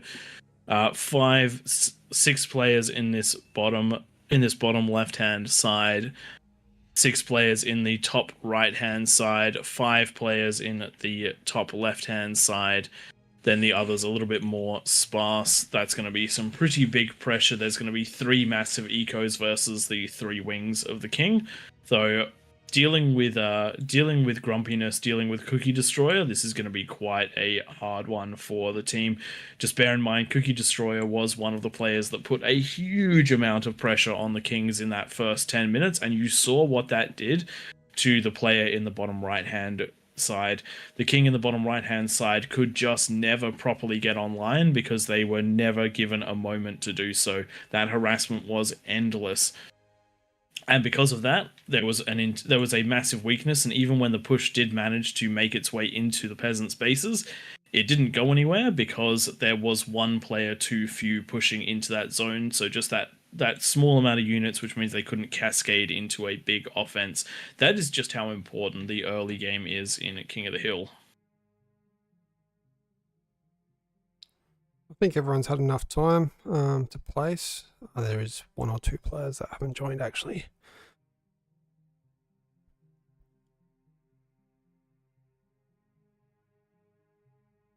We're seeing some coordination in the in-game chat. Just bear in mind, if you do want to work with the teams of players that are there, the Kings chat and the Peasants chat in the AllReasonNoLogic Discord links are in the Twitch chat. I'll just copy them over to the YouTube chat. Yeah, they're there now. Already done. We have different Twitch and YouTube chats, silly. I'm in yours. I'm in yours. But yeah, do jump over into the Discord, because there is always a healthy peasant chat and always a healthy king chat where you can coordinate what you're doing. We also have plenty of breakout channels if you want to work just with your little eco corner as well. This one's about to come underway. Feel free to do a 4-star, anyone in the game, and then we'll go to a vote. Let us just drag Tank Tom into the casting couch and get him to do a 4. Oh wait, he's already here. Well, you can't because he's not We in the can't game. do the 4-star from here, can we? No. No, we cannot. I did hear rumors about the devs working on a new role for the likes of people like us, which we can have a few more powers during events. So hopefully that'll come, obviously, not a high priority with where the game's at. There's going to be way more important things, but maybe it'll be something of the future. Not seeing And here we go. Yeah. Ooh. Does look like Assassin has decided to start on the high ground. I suspect that the guy is not actually there. And I don't think he's going to make it out alive looking at that. And Cool Not Cool, similar position. The game deciding where they were going to go in because they did not place themselves. So a couple of comms about to go down. But let's start this one up. Welcome to King of the Hills, where we have 7 very strong kings in this position, and they're going to see if they can take a win after quite a convincing loss that just happened in the previous one.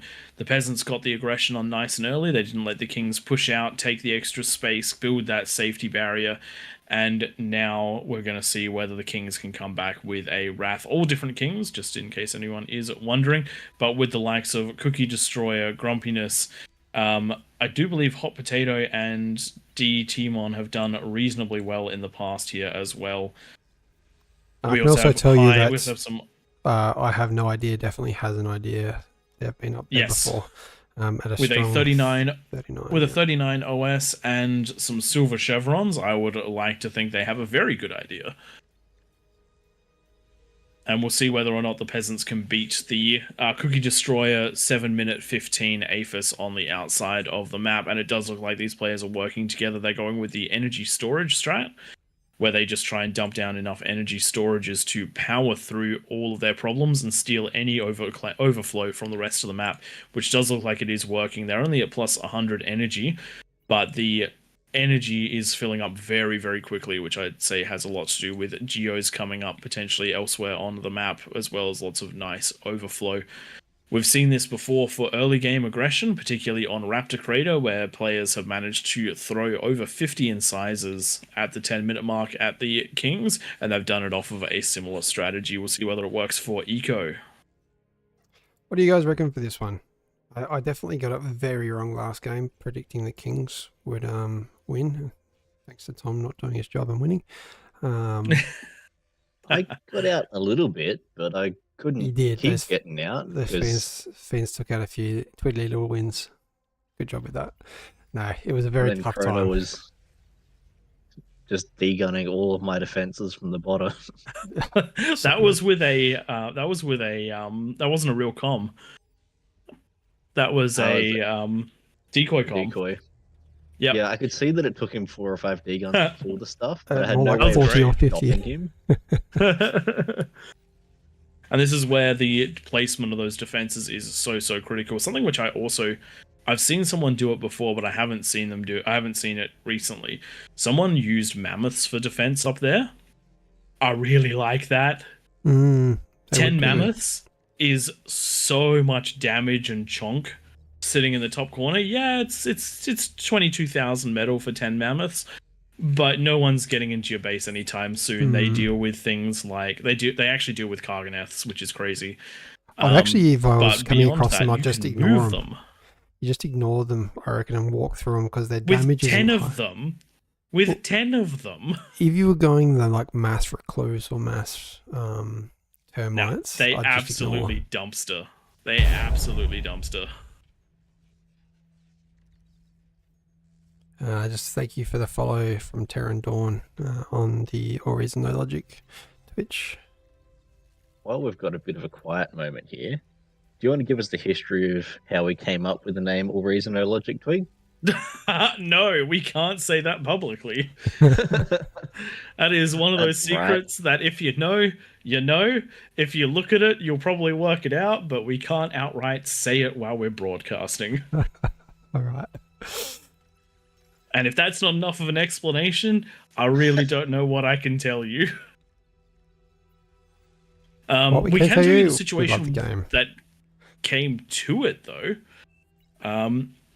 So for those of you that don't know, Twig found this game well before Tank Tom and I did. He was very, very into it to the point where he decided that I was going to throw LAN parties at my house just so that he could force me and his other friends to play this game, to try and get more people into it. We then did some online play. We had a really good time. I got really into the Raptors, a little bit into the Scavs. But Twig was always in the PvP scene. He's been spending a lot of time trying to do some 1v1 sniping, as well as moving his way up with OS rushes. I do believe that it was some Drongo videos that taught him that gave him some insight into things like how to reclaim, like when to reclaim the lab and put it into eco, then build the lab to help the front line. There's a lot of really good lessons, even though a lot of people weren't super happy with the slight cheesiness of the builds in his videos. Then moved into some bright works, things along those lines, and then ended up in a position where one day Twig was like, we play this game a lot, we should stream it. Am I recalling all of this about right? Relatively closely, yeah. Close enough. Yeah. We argue always who come up with King of the Hill, but it was something that has just happened and really took off quickly. The devs, moderators, and that Nightmare, I think, was one of the first ones that rocked up. I'm like, what is this? This is cool. This is fun.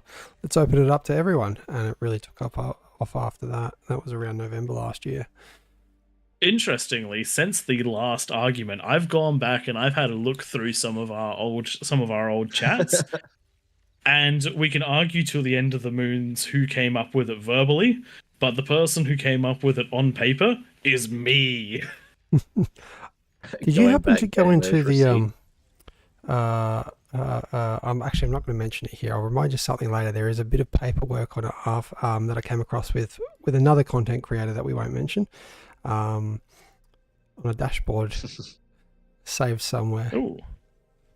We'll have a look at that after the fact. I reckon but one of yes, the that's first the things that we did back when we were getting started was Twig was going, I reckon if we work together, we can get a Marauder Rush out.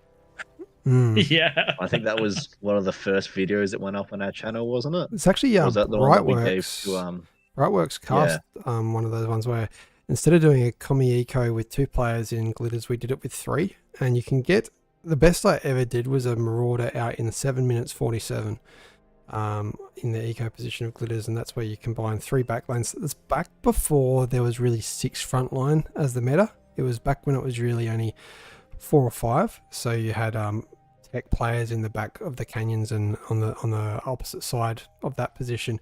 And that really kind of defeated that tactic that we had, because if you don't have those frontline positions and you lose too quickly, then it's pointless. We'll also involve a couple of games where it was entirely countered and we would utterly at that point. I would say that it was partially counted and we just sucked because we were still not very good at the game back then. Yeah, it was back when my OS was still like in the teens, I think.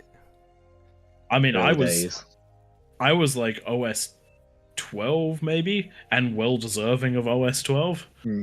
I remember it involved lots of Twig yelling at us to do the things that we should have done like 10 seconds ago, and why didn't we do them?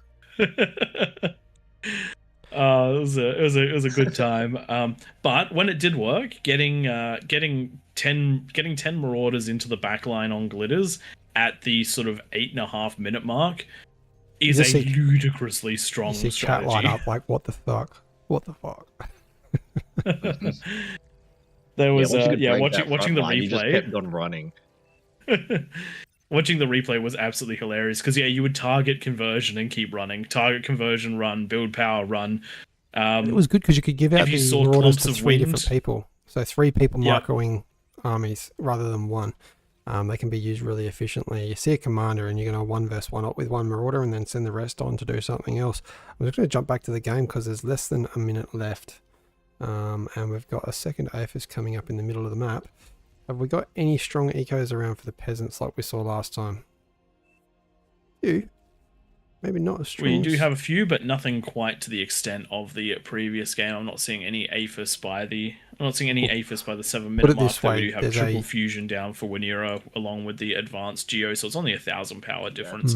30% difference in metal income without reclaims happening, and that was comparative to about 60 to 70% last game. So King's in a much healthier position. There are a lot of fusions up on that King's position. There's a lot of fusions up. What there isn't as many defenses right now compared to last time. Only Hot Potato really defending their entrance. The others, we've got a couple rattlesnakes, and then this base here, just 1 scorpion. Yikes. We also don't have the 5 vanguards shelling the top at this point like we did last game. Look at the right-hand side. These ticks are going to get in. This is potential big problem. Rattlesnakes these do players not shoot fast. Wow. And those ticks no one's zoomed out. No one's. You always need a captain in the Kings, I feel like, just to like call the shots, saying don't forget about this, don't forget about that. I think we're going to see great response from Grumpiness in the middle, getting those beamers down, identifying that he's at risk of having a leak and making sure that there shouldn't be anything that makes it that far in. Does look like this is going to be cleaned up with only 1 player going down, and based on the resources that they did have available to them, that is, it is actually a very small loss for the Kings right now. That player does look like that player did help out get the kings to this position, but they helped for that little bit too long and weren't able to get those defenses. T2 defenses are good, T1 are better against spam, and that's something you really do have to bear in mind. And now the peasants have a corner that they can absolutely slap. What needs to happen is D-Teeman needs to get back into this one. They need a fusion, they need some conversion, and they need some build power so they can work their way back and get back to defending this position, so then the kings can get back to doing what they need to do, which is be on the offensive, because that is one of the most important things. The team that is on the offensive is usually the team that is in the winning position. Just quickly answering your question, Shadow, OS 12 is the ranking system that this game has. It is indicative of how skilled you are in the game. 17 is where you start, and once you get above 25 OS, you're in the top sort of 20%. Once you're above 30 OS, you're in the top sort of 5%. So 12 means that you're sitting a little under the average. And Recluse is pushing out the left-hand side. No idea, having an idea of what really does damage. And as I just put into the chat in game, many of these small cliffs are traversable, which isn't typical of this map. By creating the lava at the start, it means some of those cliffs cannot be, can be traversable by bots. I don't think tanks can get up any of them. I haven't seen tanks get through any of them, but bots definitely can, Razorbacks definitely can. And we are getting some penetration by the kings in. These defenses are not strong enough. Walls are decent, but they are not going to stop the units.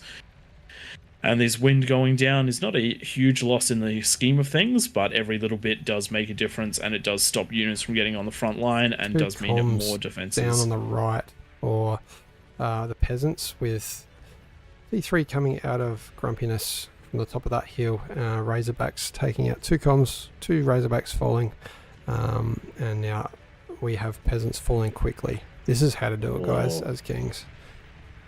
This is the kings showing is very strong this time, being able to push out, but also the kings did not have to deal with the level of aggression that the kings did last time. Not even to a tiny degree. Yeah, they've been able to get out and push.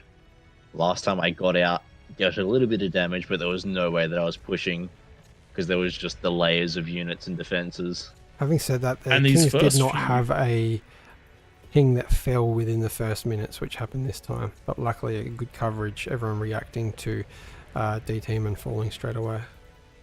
I would rather be in the position where one king falls to one entrance than having all corners and all entrances pressured, which is what happened last time. Yeah. I do agree with you there. And when we talk about how important the early game is in this, when you do get these attacks that break through the front lines at the 10 to sort of 15 minute mark, there's nothing up here, and there aren't ecos online that can switch to units to deal with this. So the fact that these units are in the bases, these won't get cleaned up until they've done huge amounts of damage in all 3 of the places that they have run through. These Razorbacks have cleared from the top, from this ramp over here, all the way down to the bottom hand side, which is just a ludicrous amount of damage for 3 Razorbacks to do. But it happened at the point where everyone was doing eco transitions and not having units, no defenses built up, comms out of position, and this is the sort of problems you run into. And that's going to give the kings a lot of breathing room, because that is effectively 4 players knocked out. And if you look at the top hand side, a very large amount of damage done here as well, with 2 players knocked out, and the players in the back, they're just unable to get their eco up and running. And they're not going to be able to get those units up, so the bleeding is going to start intensifying. So the other players really need to put the kings on notice, and they have to try to get some shelling down, get some pressure down onto all of the king positions. Sheldon's coming out at the bottom middle. It's a bit of a Sheldon battle back and forth. I do see one little Spectre, which could really change this battle. There are more Sheldons for the kings, but they are backing up, maybe having picked up on a radar. Maybe that spy bot was seen. Obviously can EMP quite a few Sheldons at once. Seeing some similar tactics to last time with those vanguards coming out of the top right.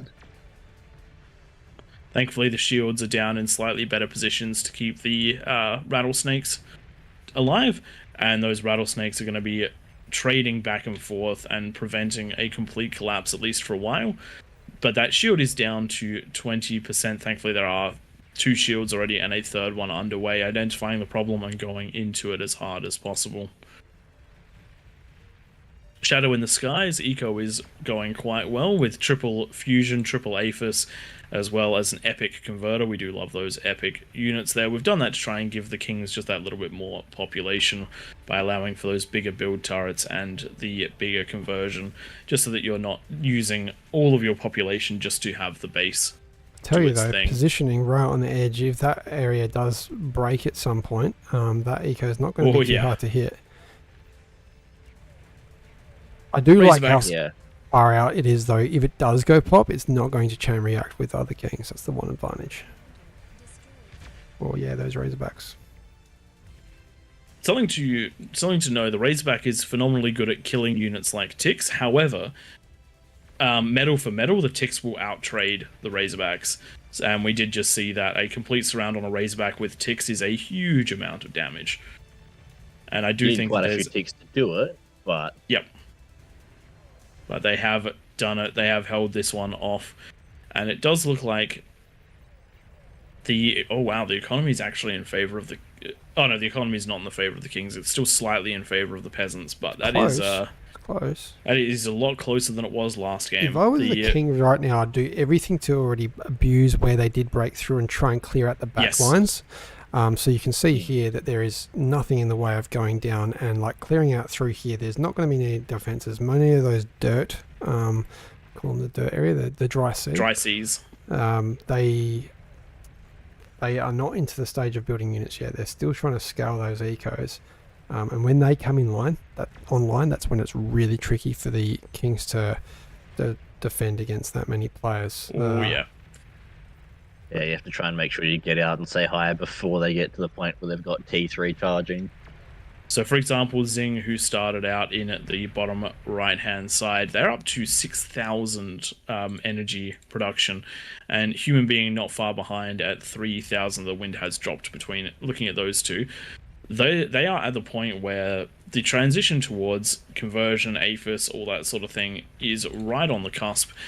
And when they do have that, when they do come online, they can come online in a really, really big way, exactly like you were saying. And so, even if lots of damage is being done to this to the main peasant area, so long as the main peasant area can keep the kings from exploding, though they are kind of exploding out in production, then you're still in a decent spot. You just have to keep those. You have to keep all of the dry sea alive, and then really push back and reclaim your ground, and then the game can really even out. And once the game evens out, it goes into the favor of the peasants, because the peasants have the space and they have more attack avenues. They have more micro, but the damage being done by the kings right now is just phenomenal. T1 and T2 units, recluses, pawns, and followed up with some of the Webbers to reclaim that middle, are doing damage on the left-hand geo. Taking out that T3 lab, taking out the last commander that was up there, so really that area is ripe for the taking. This is where you see the dirt area coming online, the dry seas coming online to defend. I like to see it. Wow, that is a huge eco at the top left. Wow. Yep. Did not see that. So when they come online with the spam rolling, yeah, aphises pay for themselves reasonably quickly. It's I think it's what 200 seconds for an aphis to pay for itself. And once you get to the point where you've got 2 or 3, you can start building them real quick as well. Yep. Especially considering all of the winds that went down to get them into that position. 78 welders trying to clear out this third tier of the land. Is so much chonk. Welders have 3,000 odd HP. They just absolutely are hard to stop, and hopefully this comm is going to get some ridiculous D-guns. But these welders are really nicely spaced out, and even though the D-guns are good, the comm is going to die in range of only a handful of those units. Big chunk taken out. We've gone down to almost half the number of welders, but that is still half the welders hitting the base. I'd be going for And the build despite the power fact and the they've got those conversion. bulwarks, there's not enough firepower coming out of them to hold them off. It's actually closer than I was expecting. The Vanguard's down to doing all right. 23, but I do think that they're going to clear out the important parts, which is the conversion, which is the fusion, and the actually. Wow, 100%. that was. The fusion lives. I am surprised. I am genuinely surprised. And that's a very nice medal. Don't know if that can be taken into account. And even if it's only a handful of these build turrets that reclaim it all, it will be sent out to the team, which will help the team overall. And we will. Oh no! Top left-hand side. I think the some people might be listening in on the stream, which is expected, of course, because all focus has now been put up there. Sorry to Graph Zal with the massive eco. Well, You've yes probably been and targeted. no. This is too much. Like, this is genuinely too much eco. If this player had come online, they would be able to come online with units as compared to continuing to build all of that infrastructure. They would be in a much better position, but right now they are struggling to spend everything that they have because their base isn't set up with the correct build turrets. Yeah, no repeat on the T3 lab either. Yep. And so this whole area here is this area here should be able to defend itself, but because of the greed it won't be, and that greed is going to lose them this corner. And you can see that the Kings have basically wiped that top edge and they're rotating around. They've got enough units that they just happen to be spreading out into that dirt area this time around. Starlight's hitting every 4.5 seconds. Do take out these Razorbacks quite quickly, but the Sheldon's coming in for the rescue there. Not to mention there's just too few of them, which means the Razorbacks are really going to be getting in. The Vanguard's also, again, not quite the unit that's needed here to counter it, and these are just going to be walking around. No one took that comm, so it wasn't there, and this is another thing. You really do have to be very active with the comms. If that one comm that's helping the T3 lab was over here assisting units, you would have been able to take out at least one more of those Vanguards, and you'd be in a slightly better position. But as it stands, currently producing more energy than is being converted. And this area is safe for the moment, but there is a second wave coming, and I just don't reckon they're going to be able to get enough online to deal with it. Focus points, a bunch of fiends pushing down into some of the wind, but it just gets sniped as I talk about it, and some chain reactions, but the Razorbacks on the right-hand side now going to try and clean up what the Welders could not. When you're playing in the peasant positions, you have to be hyper aware of what's going on the map, because it is all well and good to mass eco in the corners, and the mass eco in the corners is one of the win conditions for the peasants. But there is no point in there is no point in ecoing for 25 minutes when the area in front of you has fallen. Oh, here's a good example. You need to make sure that once you need to be defended as well. Once you can get to the point where you can start to build some units, get some unit production going, so that you've got that standing army ready for when something rocks up, because you know sooner or later it will, and you can see where they're roaming on the map. If they've just killed a base that's nearby and they disappear, there's a good chance that you could well be next.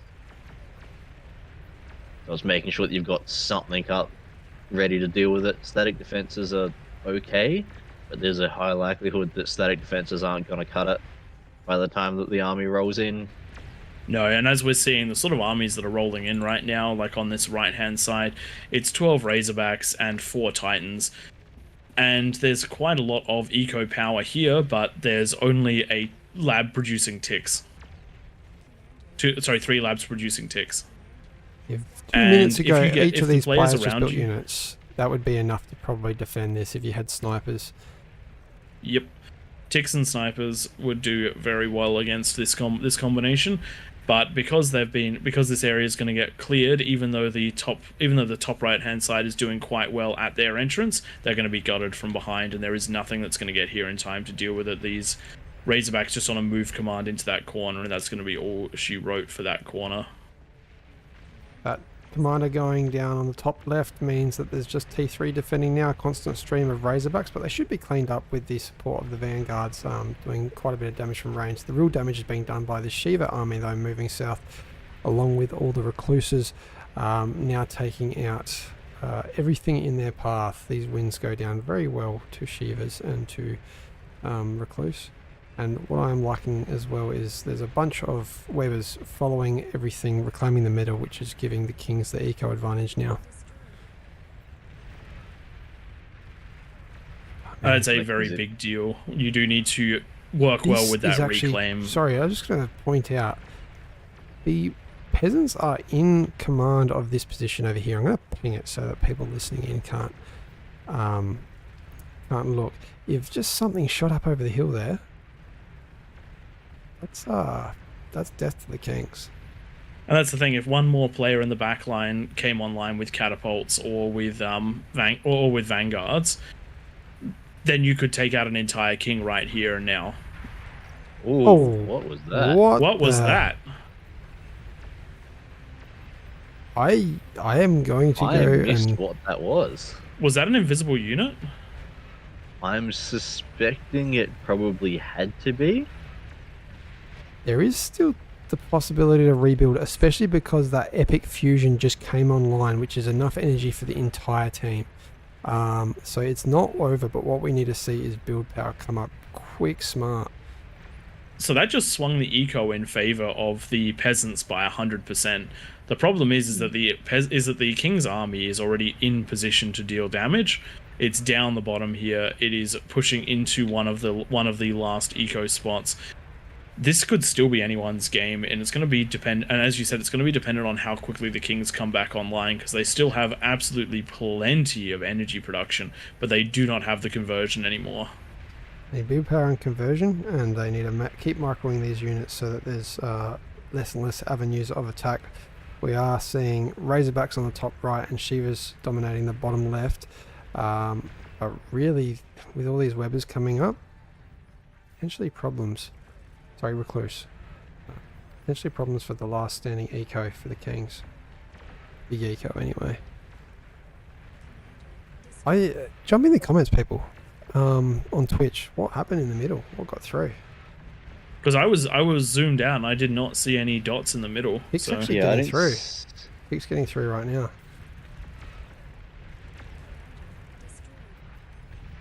Sorry, that one really caught us off guard. I don't know whether it was something made it in, or whether they destroyed a unit, like cleared up a building or something, and it was more explosive than they realized. A little teaser. Yeah, that's right now, because these ticks are getting through. One tick just there needs to be reclaimed. It's hiding behind this unit. There we go, gets reclaimed. So someone from chat, Axolotl, they reckon that it was a chain reaction from the top left ramp, or at least that's what they saw on the stream. That's one heck of a chain reaction right there. Oh yeah. So the problem is the Shivas Kings are out now on the bottom left. If they all get this,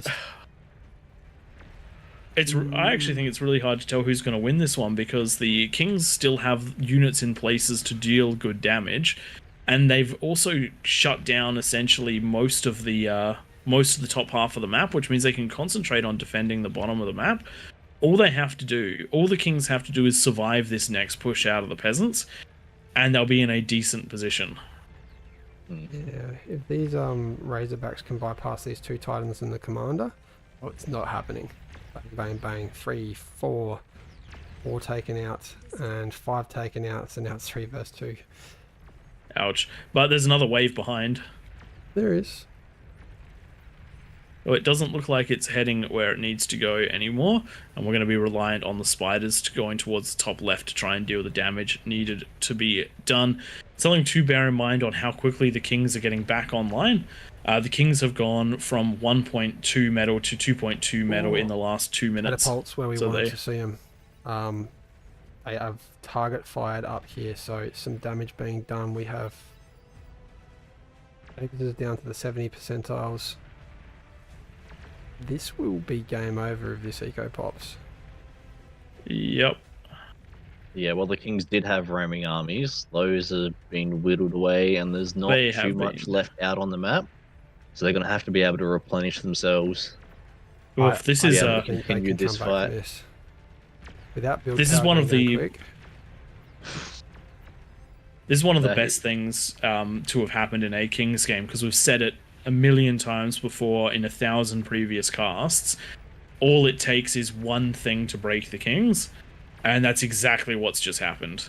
We had one moment where one person did what it needed to do to break the Kings, even though the Kings looked like that they were sure to win this one. And then all it took was whatever chain reaction happened here to finish them off. And now the Kings are on the back foot, the game is even again, and there is so much opportunity for the peasants. Just responding to Catapults actually have to be held back a little bit because they're going to hit the hill. They need to either shoot the edge of the hill or him up and over from a distance. You can see these two catapults in a better position here. This one should come out online, and there we go. We see a volley. Oh, I don't think this is going to be enough to take him out though.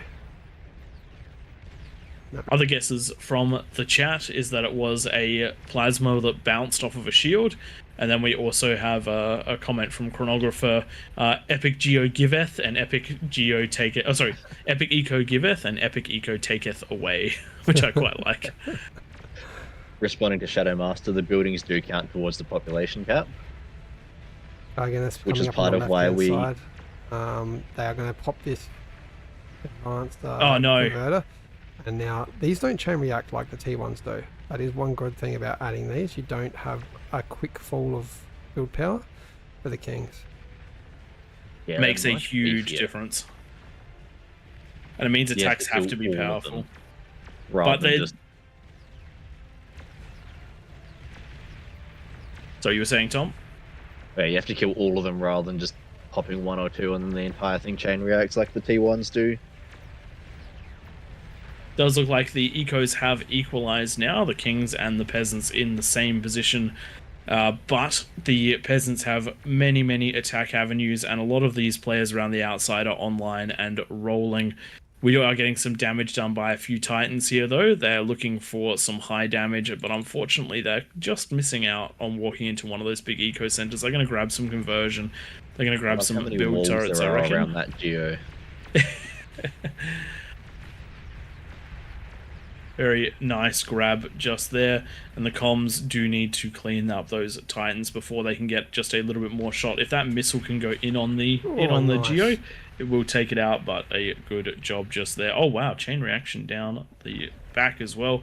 That's just wiped out about 300 metal production off of the peasant side, which is going to keep giving those Kings that reprieve that they want. Does look like the game has stabilized again, and we'll see where it goes from here. Just looking on this right-hand side, I do like that the player on the dry sea has gone into the spam. However, when you identify a problem like this, yeah, you have to adapt what you're doing. It's all well and good to have the spam, but if the spam is just going into a line of demons, it's probably not worth it. Probably not. You're better off to hold them, let it build up somewhere, wait until you got something that you can deal with the demons, and then roll it through all at once. Let's say 3-4s shooting out their EMP missiles all at the same time to disable. Or like shoving it through this middle section where even ticks are getting in. Yeah. If these saws are going to fire, I want to see it. They should be, but they're just out of range. Does look like the top left-hand side did manage to survive through all of the attacks coming through. That eco did end up paying off, even though it was really touch and go. And now the Titan push is coming to a less defended position. Just being murdered by not using that EMP. One of the best things about the Thor is that it has an EMP. The EMP will shut down demons. Use the manual fire. Real touch and go here for the Kings as well. They've got that handful of Titans there for each team. But the peasants are supported by tick spam and starlights. I don't know why the starlights are turning around though. There's definitely some pressure mounting on the Kings now. They're basically on the clock to either kill the peasants or start falling under the weight of units. Sorry, just jumping in here. This is something that I do not understand. I turn the player view on for the peasants. They can see the super aphis. They can see the aphis stack in this bottom right hand side, and they are doing nothing about it. All it would take is vanguards or catapults to win this game right now. And there are 1, 2, 3, 4, 5, 6, 7, 8, 9, 10, 11, 12, 13, 14, 15. There are 16 players with the capability to get anything that could shoot up into this section, and none of them are. Even a solid spider push that came through here. I reckon that's a lot of defenses for spiders. No, Yeah, I don't think it'll make it in, but pulses. it's not going to make it up this other side with the 41 wardens all in a block. Even Titans can do it with their missile, by the way. All you have to do is walk up to the edge. Yeah, Shivas, anything really. Anything. You just have to hit one of those Anything axes. could get up there. And one of them got down to 30% before. That's the thing. They were doing it before. They just didn't continue doing it. Yep, they decided to reclaim, I do believe. And it does look like the eco is now back in favor of the kings, because it was only the smaller things that were destroyed, like the conversion. We do have a lot of metal production back in the hands of the kings. Though looking at them, they're all maxed out on metal, so they are having a bit of trouble spending it. I do like how Shadow in the Sky is going and building these pulses down off the cliff edge. Quite smart tactic there. On the low ground. And now all these titans from him as well coming out to reclaim that biggest risk of ground. I am surprised that there are no shields. Shields are for the weak. Look directly let's just be honest, shields are for the weak. Oh, a bunch of gremlins trying to come up into the base here. Still have not been shot. I'd probably actually just try and take out the build power of these T3 labs, because you know you're going to get it.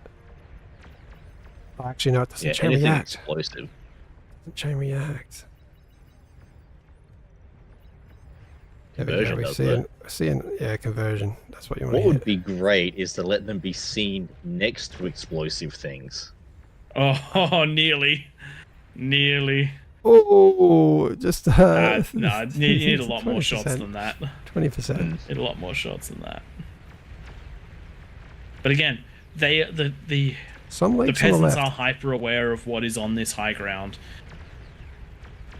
And unfortunately, if you look at the top left-hand side, no defenses were on that bottom edge, and the peasants and the kings are sneaking through with a handful of titans, which is going to, I think this is going to put the pin in the peasants' opportunity to win at this point if they take out this eco corner. I just still can't believe there's no taken Vanguards. off the top side. Every one of these throne games has so many Vanguards coming out of the peasants, and it's just, I haven't seen it yet this game. There's still a few Vanguards around the place, but unfortunately I'm for the talking peasants, those they are now packs of back into the defensive.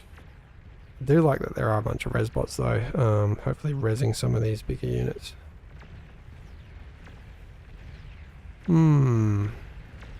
Is it back in the hands of the kings? I think so. It's back in the hands of the kings right now. The kings have got the advantage at the moment. There are some ludicrous vulnerabilities that the king. Here we go.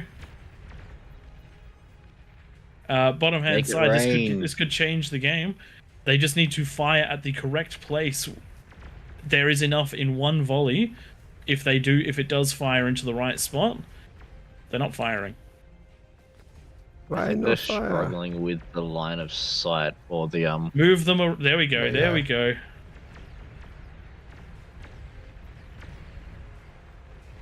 Gonna take a couple of volleys because there's a bunch that are getting caught on that hill.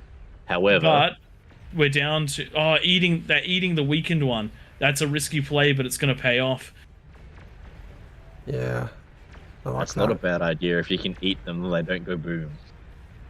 Correct. Take out the build power. I like that. Don't walk around this side. This is where the pulsars are. My God.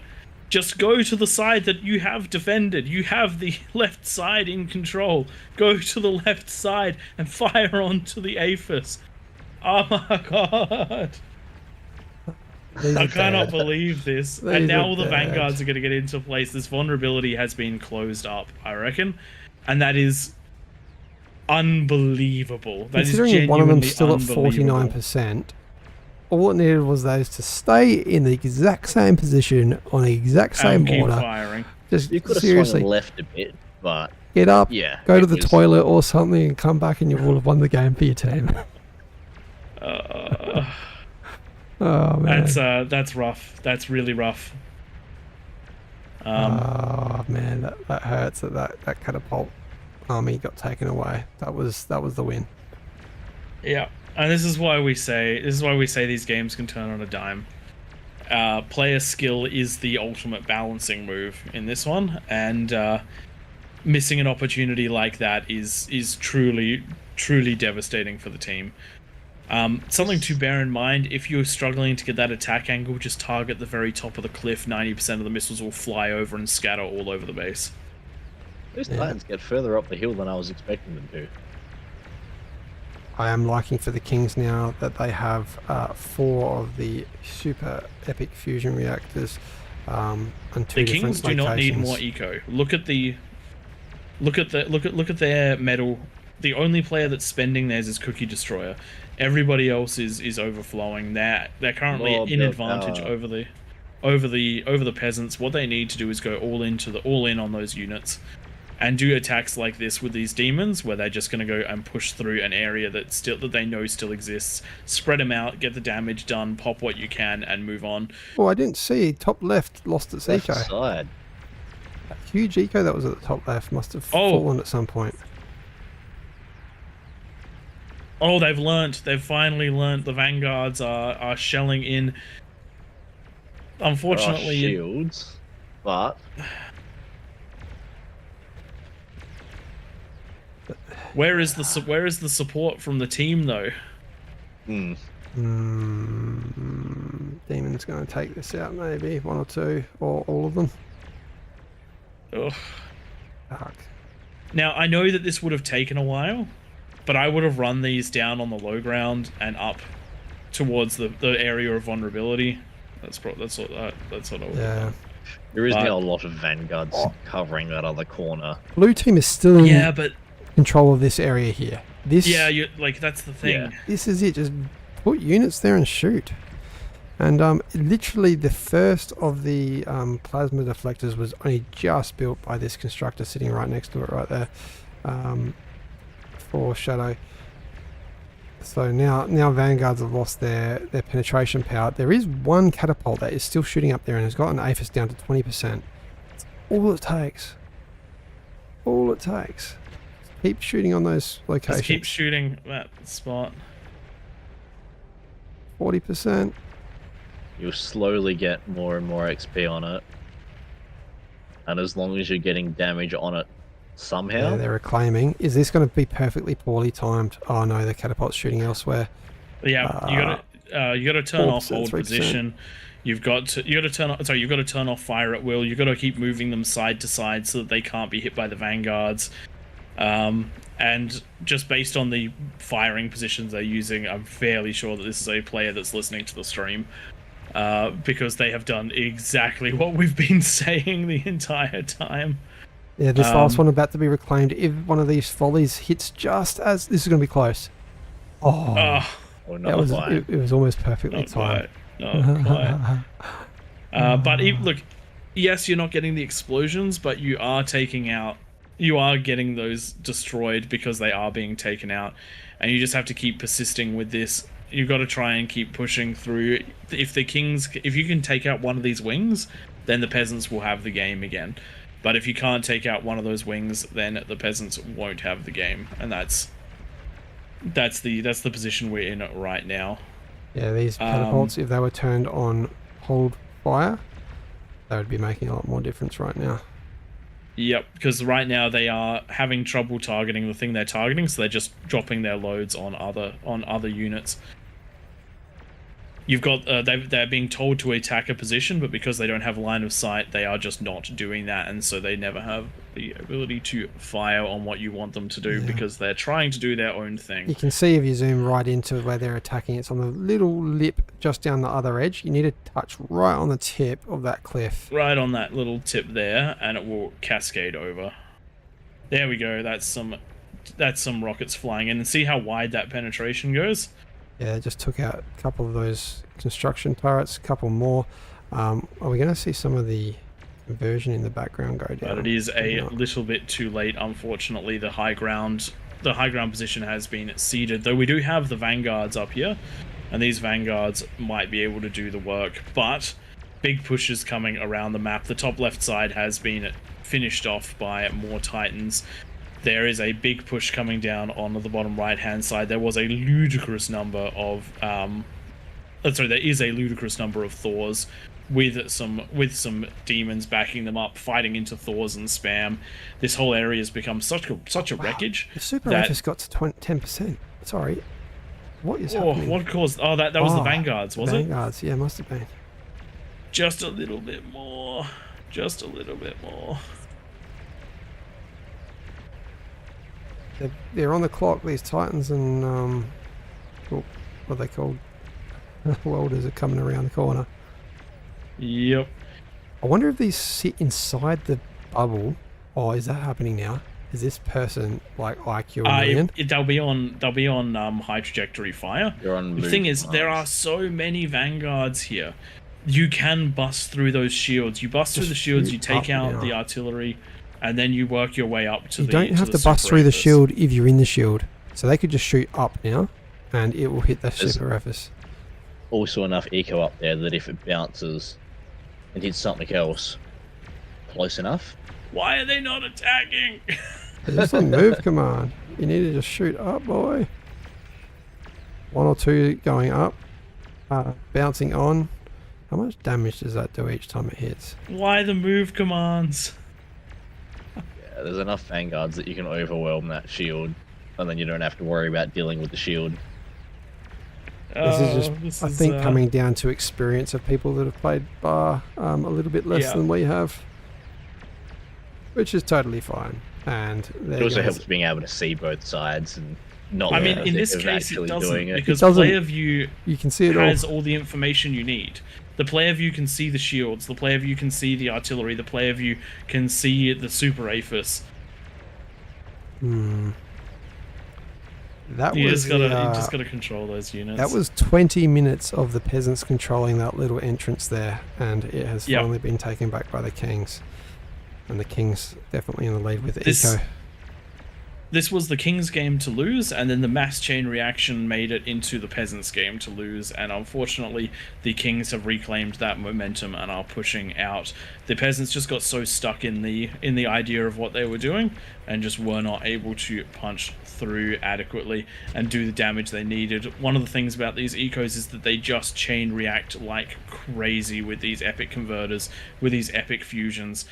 You can destroy so much of a king's base with just a minor bit of damage. But the one thing I will give to Grumpiness, the defense out of Grumpiness, I would have liked to see more look shields. At the demons on the right. A push. I'm saying it just at the wrong time. There's a couple that have got through, and we're just going to see some minor eco takeout. Are we going to get those converters? We are, which will chain react quite a bit through. It's a strip mining right there. Every little bit counts. Every little bit counts. But yes, the experience of Grumpiness reclaiming those APHIS and making the decision to lose one to save the rest, continuing to get those T2 constructors up so then he can do that. Really, really well played out of Grumpiness. This wing was the lose condition for the Kings, and he did everything in his power other than shields to get that one to stay. In fairness to him, he didn't actually fall without having them. So oh no, he didn't. It just would have been a much safer thing if there were some shields. A more experienced player would have acknowledged that there was one shield and just fired through it. Because the other thing is when down south now, it reminds me of that a little that gif, that meme of like that train trying to squeeze through the tunnel that it doesn't fit through, but just keeps going anyway. Just ram it in there. But this one, the peasants are now taking a huge amount of damage. The crazy thing is the peasants don't actually need much of an eco to keep producing units, because they are reclaiming 19,000 metal at times. Still 33 vanguards on that left side for the peasants, but I think these demons and these behemoths on the right hand side might be just there are titans there. This player just doesn't know how to shoot the actually no, this player should knows how to shoot the Thor's EMPs, but they're just not using them.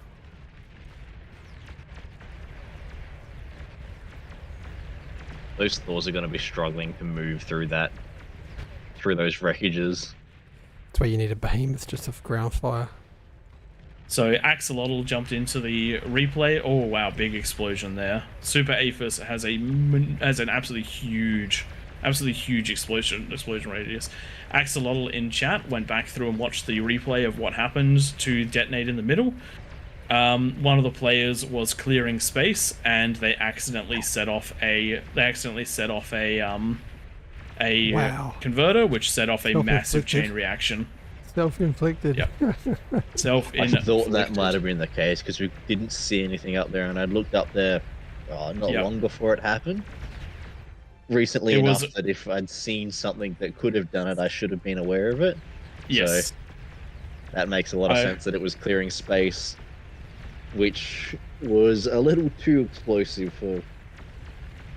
Yes, and so it just ticked off just enough damage to do what needed to be done.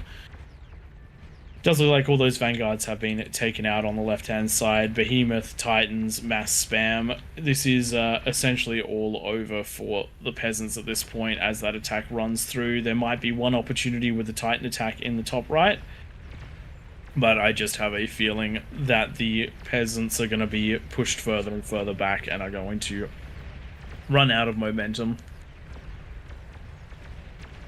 Yeah, I'd say if this Titan attack doesn't get through, it'd be good to see the peasants vote to resign so we can fit one more in.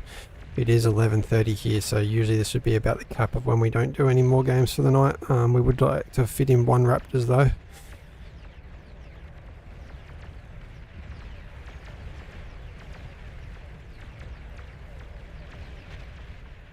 I think these Titans are the units to watch right now. We've got two Super Rafers down here, and they're going to go pop. I'd like to see one Titan left there so that they don't all die. Caught just in time. And now that is a free and open path around the outside of the map. The crazy thing is that the peasant eco just is powered so much by res right now. It's kind of crazy that didn't even impact them that much. Yeah, that bottom right now, a couple of Super Rafers, 3 Super Rafers, keeping the whole team online.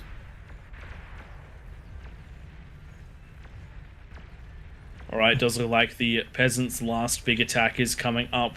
It is Titans versus Demons, and unfortunately the Titans are walking at the Demons. That is a big no-no. You have the range, you have the long-range firepower. You cannot stand inside the Demons' fire rate. Those Demons kick out so much DPS, but if you do just skirmish them, you will win. The Demon is a little bit faster, but they have to walk through all of the corpses, which is not a good time for a speedy big unit. That is a lot of corpses over there. It is a lot. This skirmish has been going on for a very long time. Thors against Demons, Titans against Demons. I think there was even Jugs against Demons at one point. I know that there have been behemoths up here. You're going to see chain reactions on the bottom. There might be another one soon. Another bit. Oh yeah, I see that coming up. I'm just trying to... the Titans are actually doing really well now that they're skirmishing. There is a tiny bit of potential to push up, but I reckon that the couple of behemoths are going to make it rough to make it through. To make it through quickly. Titans actually kill behemoths reasonably well. Was just playing a game recently. I believe it was unranked. And with a handful of Titans, I was able to take out 4 behemoths just by staying on the edge of their range and skirmishing them down. Once you get the surround bonus, the amount of damage the Titan beam does is insane. That surround bonus is fantastic. It's juicy. If you've got units on either side, it's 100% damage boost. These Titans are slowly getting closer and closer.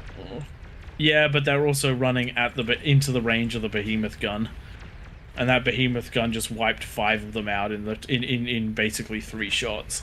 Yeah. And whilst Yeah. they're getting closer, they're not going to make it in. Yeah, there was enough, but now not so much.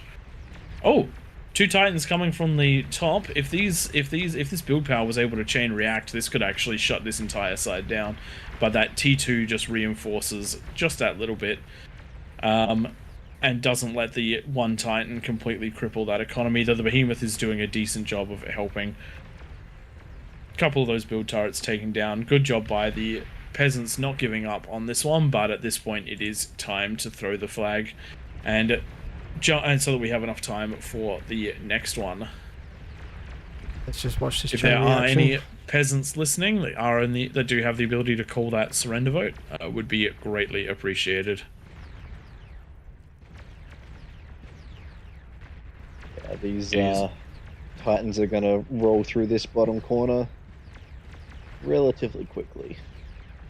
It's a really Right, good that firing angle for the Peasants Titans, but with the second wave coming and the top wave coming through, I reckon Yeah. this is going to be the time end. rather than Just trying to find that build power. Sorry, that those converters. Make them go pop. Yes, if those pop, He's- that'll be big. identified where that target should prioritize. Boom! Boom! Nice. Very nice. Nice. And that's dropped the Peasants all the way down to a 500 eco. So that is very much so all that she wrote for them. The Aphis looks so cute and little next to the super. I know, I love the Super Aphis. I know It it's looks just so a tiny. bigger version, but for some reason the fact that it's bigger just makes it better.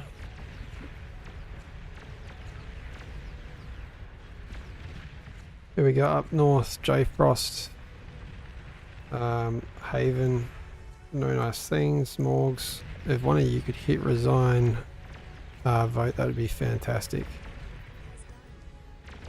Uzi's saying that the team resign vote is not working. Yikes. Maybe try the command.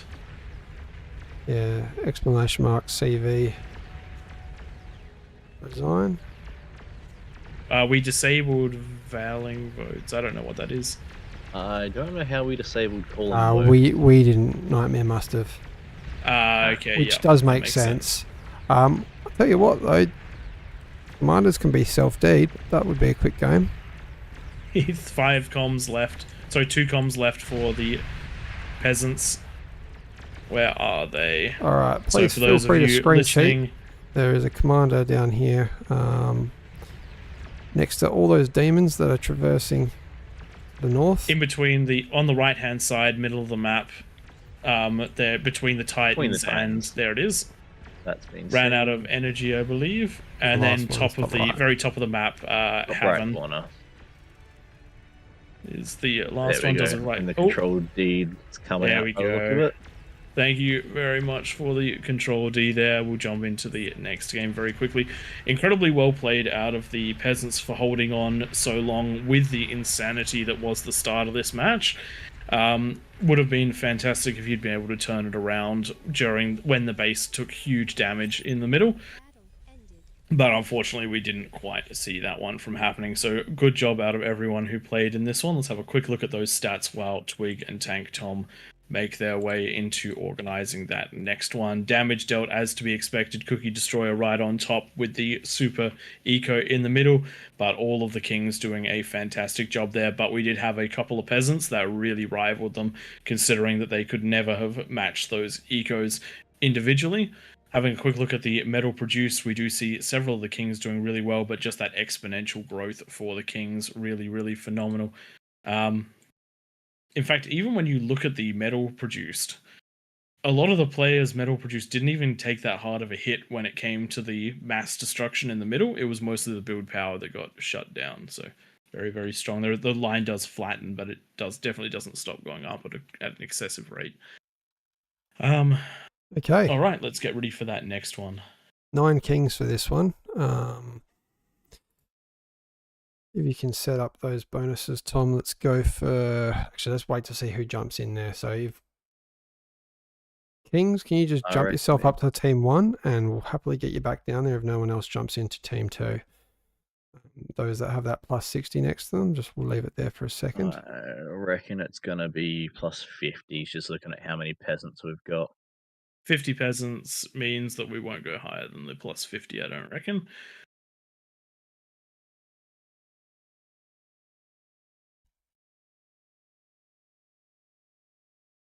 And for the kings that have just played, please feel free to cycle out to the peasants. For peasants who want to play kings, feel free to cycle in. And then we'll balance things out as needed. If players that want to stay in kings want to stay in kings, then and there isn't a peasant to replace them, then that is all good.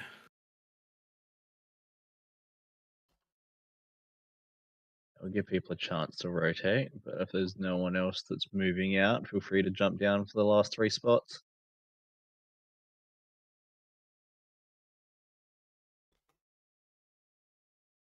And just a heads up, in the peasant side of things, we do have Emir, who is just as pivotal of a player as Cookie Destroyer is. Absolutely terrifying king to fight, and I'm fairly sure terrifying peasant to fight as well, though I know he's definitely taken a liking to the king position. Yeah, it's definitely nice to see him on your team.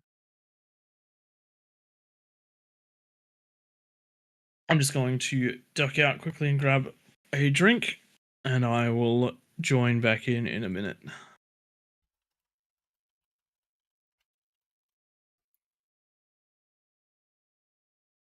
Nine kings, people. Setting up all the bonuses. And there's no extras. We'll see if we've got any ID double ups at the moment. Which surprisingly we don't. Which is always nice.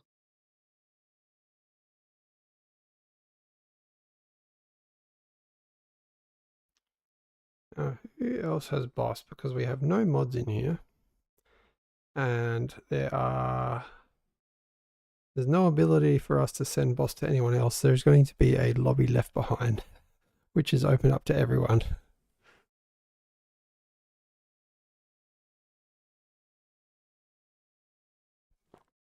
I guess you can stick around and have a bit of fun. Happy to set up something for you guys to just play back and forth on some of those bigger maps. Okay, that is far too many kings now, Tom. Obviously 3 Chev minimum. Yep, I'm just shuffling some of those out.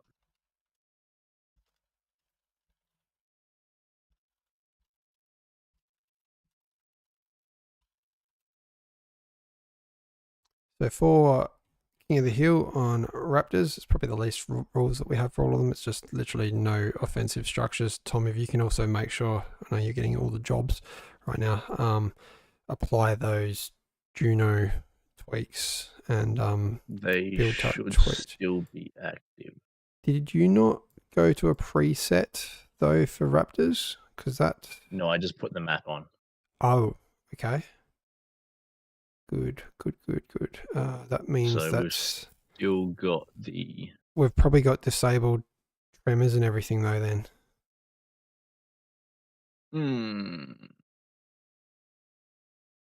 Yeah. And disabled needs to how do you disable the debug command without changing everything? Be the first tweak units that we want to clear. We have to redo this because the lava will be at the wrong height. The lava should be reset with the map load in. But Chrono's lava won't be applied with the right timing and everything. I don't think.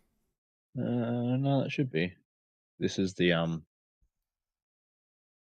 Raptor Crater stuff with the lava. I loaded those ones, like those settings. Oh, you've done that? Yep. Yep. Okay, cool.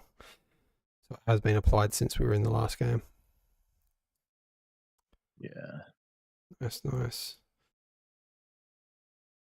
I think Sonar might not be there. We might have to get a We do have an area for the tweak units, just so you know. Yep, that's the one that should have been stopping the artillery and stuff. Yeah, but then does that now affect the Junos, which you do want to have on? Junos are on with shortened range. Even though that's been cleared? That's on a different one. Okay, So Tweak okay. Units 2 is the Junos.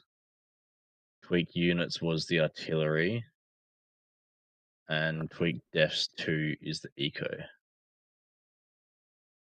I think.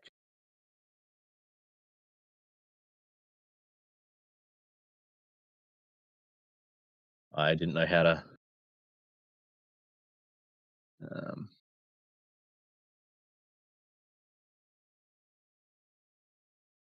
Okay, we'll have this one set up shortly, people. I'll just post a couple more links if you can apply the bonuses to those last couple people.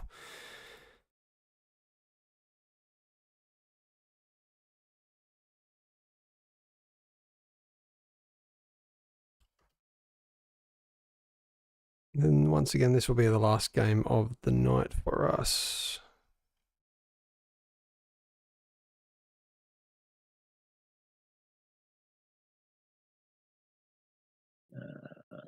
A couple of bonuses in.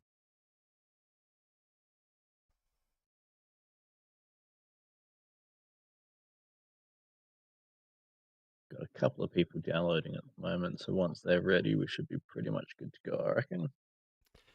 Beautiful. Good showing for tonight. Lots of competitive players in these games. That was a really good one the last time. I think that's the closest back and forth we've had for the throne games. Also one of the hardest ones to watch with so many opportunities for it to go the other way. Yeah, when you've got more players, it doesn't swing quite as hard.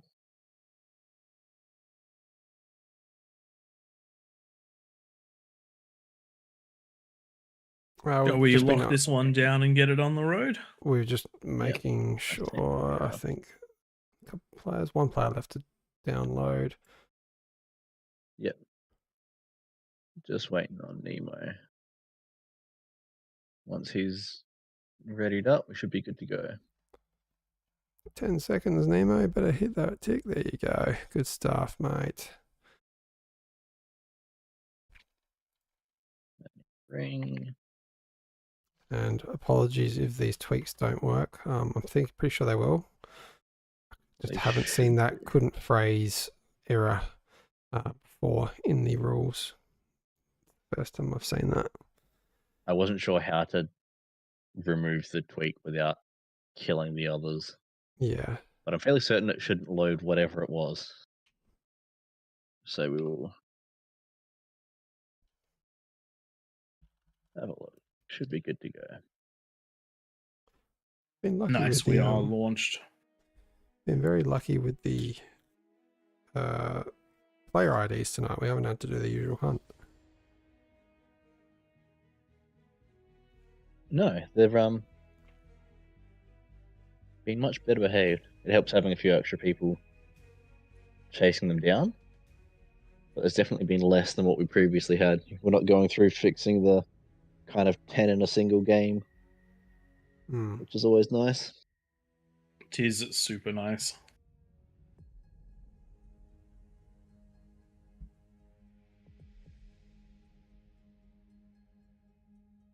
At the end of this one, people, what we're going to do is we're going to set up a team game and just get it underway. Then we're going to be resetting the lobby and changing the team size back to 16.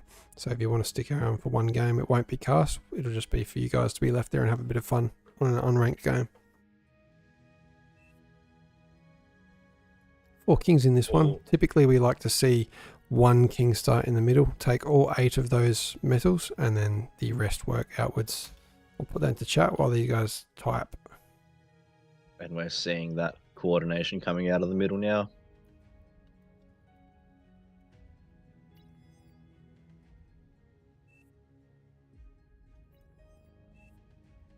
Did we want to see if we can cast this one? We've been casting these all. Sorry, do we want to record this one? It's We've probably been what I'm. recording these all. Ah, cool. I actually really hope that I recorded the last one. I don't know if I did that one, but I definitely did the ones before.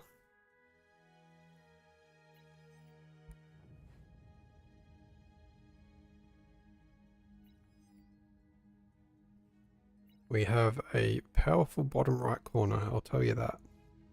Also bottom left, a couple names that will be talking to each other. They're probably in the Discord.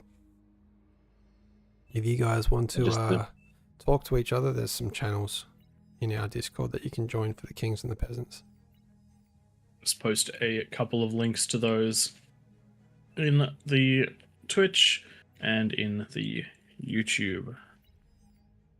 And while you're at it, feel free to go and like and subscribe to our YouTube and Twitch as well. When this this is hosted every Sunday, King of the Hill, often on the official Discord as well as ours in the background for a player view perspective from my view.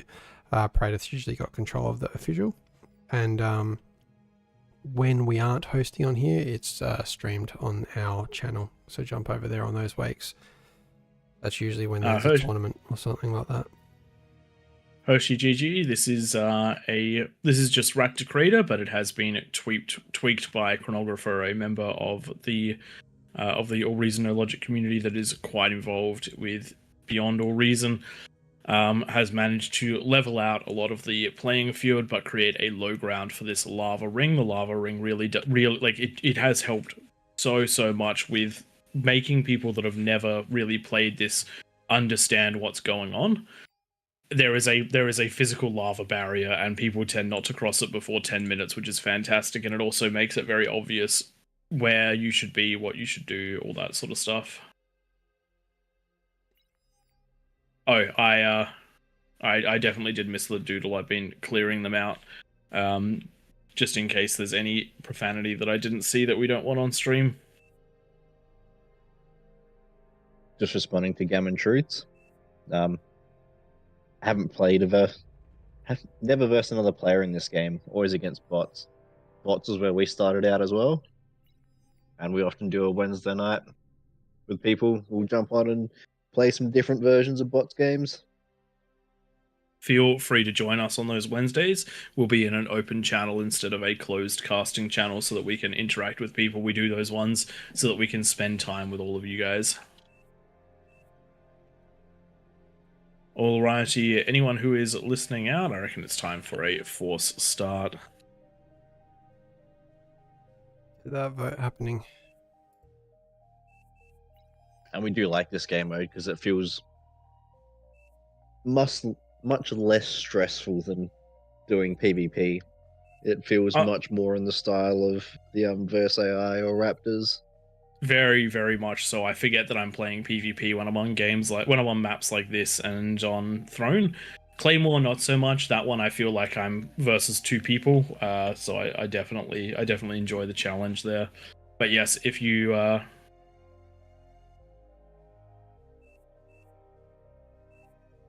no one can call a forced start vote? Oh yeah, they can't, can they?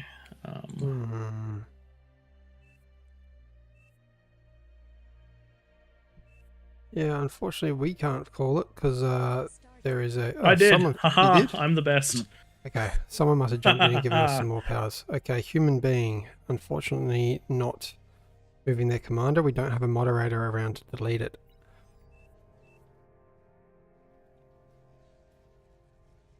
It looks like he may not be around at the moment.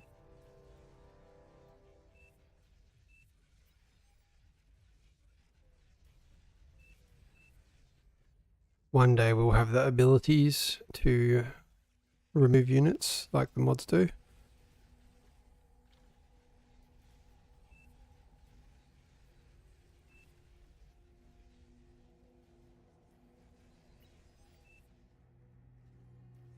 Everyone's just keeping a keen eye on that. We are being a little bit quiet. It's getting quite late here, almost approaching midnight, so this is definitely our last one. But we will be back next Sunday.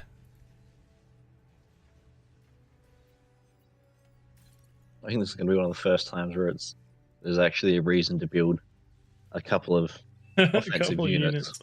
Just grab yourself a single Whistler or a single rocket bot. You'll get him. and then you get 1200 metal. It's a good risk reward. Yeah, it's worth the investment of a couple of rocket bots and a res bot. Exactly. Yeah, 1200 plus that's 50% bonus. All right, now that was a bit of a disruptive start, but let's jump on into it and let's have a quick rundown of what is going on. So, King of the Hill on Raptor Crater. This is the big one. This is the best one. This is the one that you all know and love and that is featured at the absolute most. So, what's going on here? Lava Moat that's going to drop at 10 minutes. Kings with a bonus. Peasants massively outnumbering them. No air, no structures that can attack each other. Just use them defensively. Each other's buildings, just use them defensively and go from there. The Kings, if the Kings want to win, they need to get at least a fusion or equivalent's worth of eco by the 10-minute mark, as well as a T2 lab and units. If the peasants want to win, they need to work together and close those gaps that pop up.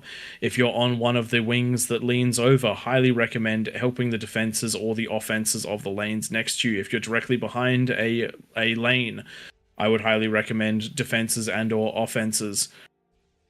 If you are if you're in one of these corners, would highly recommend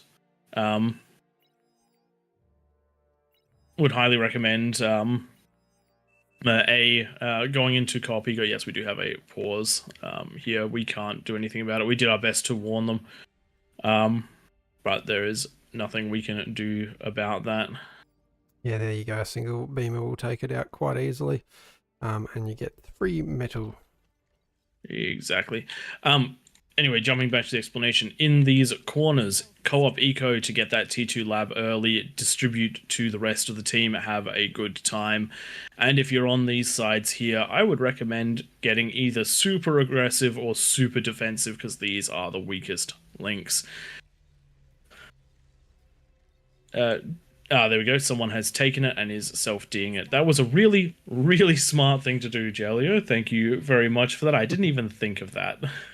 It is late. We are tired, and Jalio, definitely a smart member, currently helping us out with some of these tweaks that Tom's enabled tonight. So very much appreciate your effort. And anyone that does have the time to improve King of the Hill, feel free to reach out to us at the Discord.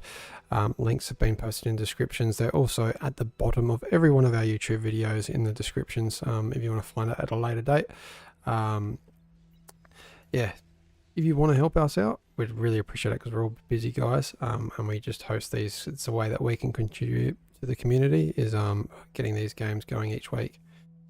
Yeah, there is quite literally no way we'd be able to do what we do without players in our community that are helping with these tweaks, helping with these maps. I genuinely cannot thank you guys enough.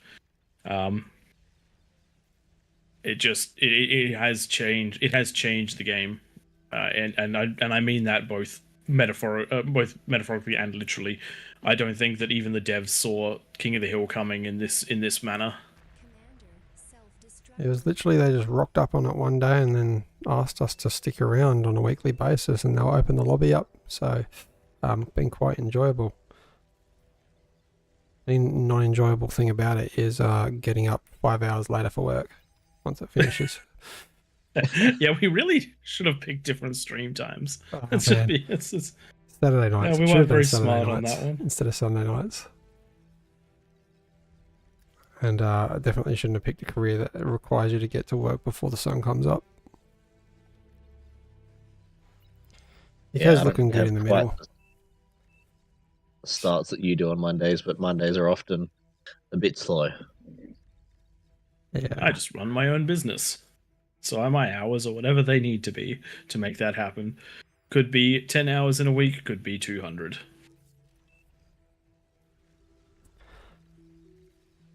Okay, bottom right. Let's see what they're doing. T2 up. Bottom left. T2 up. Nice. They got their T2 nice and early. They worked together for that one. Nice work there. Top left, not recommended. Doing it by yourself. So there are eat the lab. You are the eco positions. You really need to work together on this one. Those two labs have an ETA of next year. Yeah. And in particular, eat the lab. Do not build the units. Do not pass go. collect the $200. Yeah, I do like prioritizing the vehicle lab because those T2 constructors will be able to get to their destinations a lot faster than the little old men that waddle across the map, being the T2 construction bots. Very, very slow units. Very slow indeed. Does look like Shadow is starting to get their fusion up, but they're grabbing themselves a metal storage so they can eat that T2 lab in order to fund the fusion reactor. Do bear in mind, with a 50% bonus, you get about 4,500 metal back instead of the 3,000. So you do need to have that, or it's going to overflow to your team, and you're not going to be able to pay for your APHIS. Grabbing yourself. One of the things we did see in the previous maps was a lot of handing out of T2. We don't see that as much in Raptor Crater because the distance they have to go is further, but also the amount of mexes available to you, the amount of metal available to you, it's definitely worth building the lab and reclaiming it for that 1,500 bonus metal. We see the first of the advanced construction turrets coming up now for Shadow in the Sky. Only building 2 T2 constructors. I usually like to go 4 if I do this position, just to get to each of those metal extractors up a lot quicker, get them upgraded to T2. That is going to take quite a while. They do have the build power around them, which achieves a very similar thing. Yeah, there's the ones on the bottom right, no build power there, so they will take quite some time. I don't know what's going to... It's not so much just tapping and moving on in this instance here. But still, very strong eco. First fusion about to come up, sub 8 minutes. Are there any fusions for the peasants? There's some started. Top right, bottom right. Yeah. Fusion's coming up for every corner. Is that the top left? Pretty much every corner. Just 3/4 of them. Just 3/4. 3/4 is good enough. Good enough is good enough. Hot tip for the peasants: if you aren't building units right now and you are anywhere near the center of the map, do so. Change of tactic. We have seen so many times peasants win if they just build units before the 10-minute mark. Getting a good... Would you say up with aggression 20 units is good? Then it gets very hard to hold every single point at the same time. Yeah, almost no units out. So I don't think that we will see peasants breaking any early lanes. And you know what? Like, there are some lanes here that just have absolutely no defenses for the kings. So you could win straight away if you were putting some pressure on. Good day, Timmy. 2 shots. Glad you're enjoying the nice, beautiful afternoon weather over in Ireland.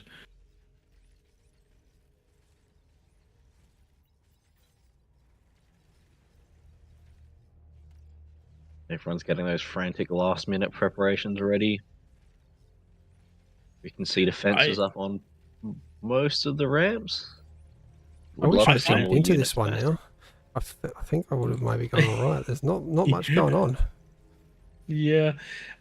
Just having a quick look at Sonar. The way they built their Dragon Teeth defenses, I've always found this a really interesting way to defend. Someone did it against me in a PvP game, and they walked their units back and forth through them, and all of my rockets just hit those defenses instead of the units. It was very effective. I quite liked it. But it does look like it's going to be quite a passive game coming out of most of the players this last time. Tom, just for the future, I'm just clicking some of these construction bots, and it does look like, unfortunately, the ranges on the artilleries is still there. I don't know if that tweak has worked. Where is the Juno? Maybe the Juno. What are you talking about? The Juno's... I've got no idea what he's talking about. So you know how you've done a tweak? Was that not to also reduce the artillery? No. And we do have the 10 minutes up, and we do have the first attack coming out of the peasants. They're coming in nice and strong with stouts, but unfortunately, with only one lane coming in, defenses can be pulled from another king player, and these fiends are going to help clean this up with the combination of the beamers and the dragon's claws. A couple might get in. What have we got going on over here? So we've got a persecutor that's been built that's shelling up to the eco. Actually, yeah, it definitely can reach those 2 mexes. So the rule is, people, no offensive structures. Setting the rules, very easy to read. No offensive structures that can hit eco.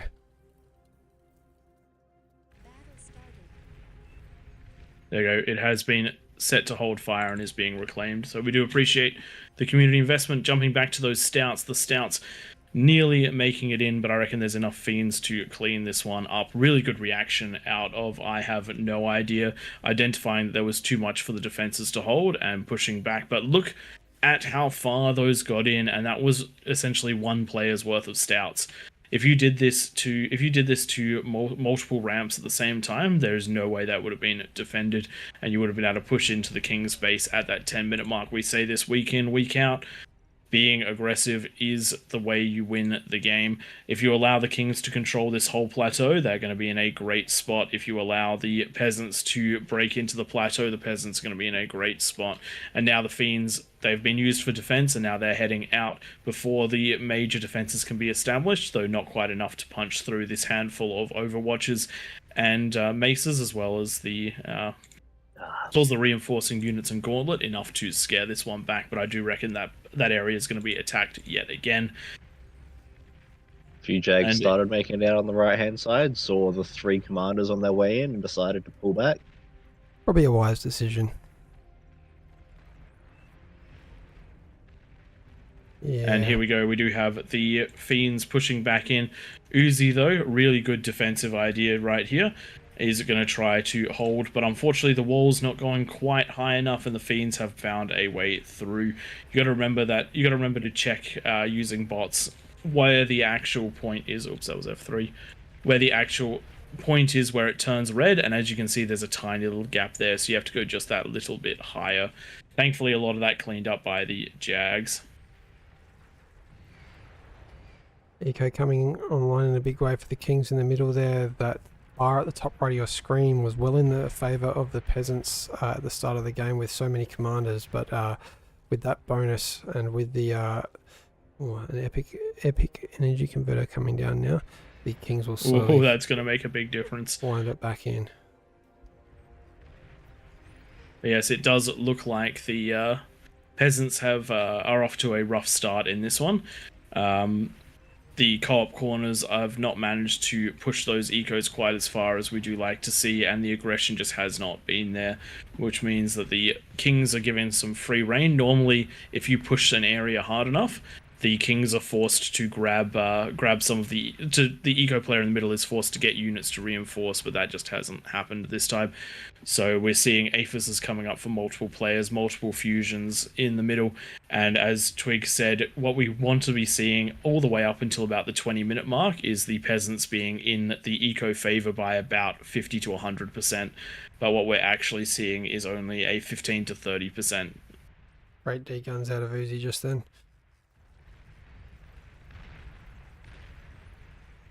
It is probably the most stale start to a King of the Hill Raptors Craters that I've seen. We've just got a few fiends pushing in on the top right. They're not going to get through all those defenses, though. Sheldon's in the background to help clean them up. But the Mousers are also supporting, so they might slowly whittle away at these defenses. Adjacent player coming over to help. Would have loved to see those fiends just going around the defenses rather than trying to kill them. Here we go, we've got our first spider push about to happen on the left hand side, I reckon. I do like seeing the spiders come up and over these hills, usually not defended early on. Get a pause again. Gosh, Dan.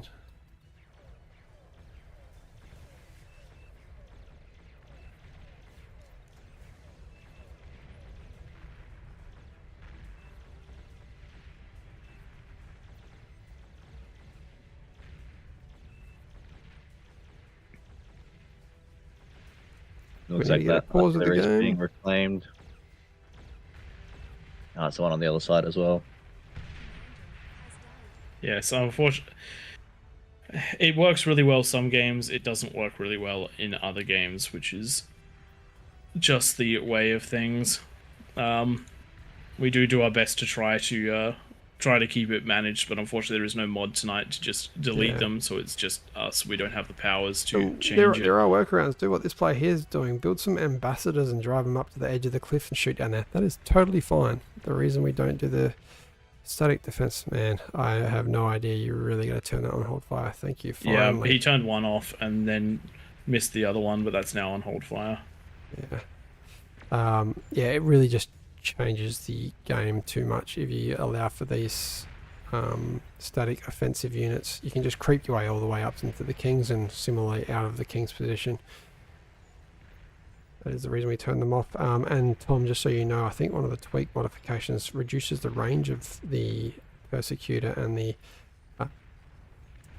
gauntlet and the agitator.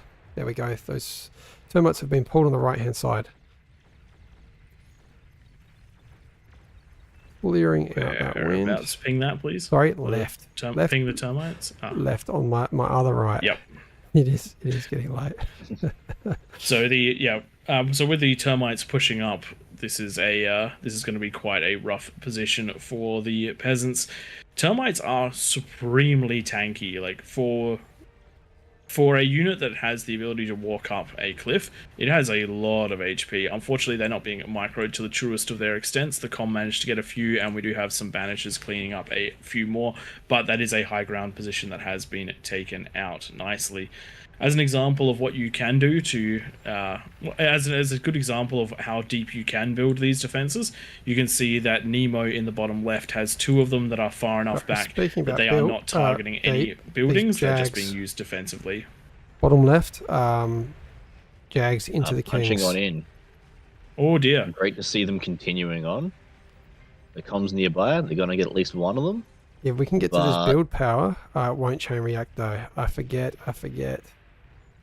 Yeah. So this is one of the areas where going Cortex as the eco player is really strong, because you can have a series of twitches out that help you do things, but if you need to swap over into defenses really quickly, you can throw down fiends using the twitches. Just something to bear in mind if you're ever in the eco position and want to help the team like that. Armada does have the console. Yeah, what can the console throw down? Let's find a console and tell ourselves. Well, you won't find a console because everyone went bots, and they have butlers, and butlers can't throw units down. There's printers. What is happening? Why have we got to pause?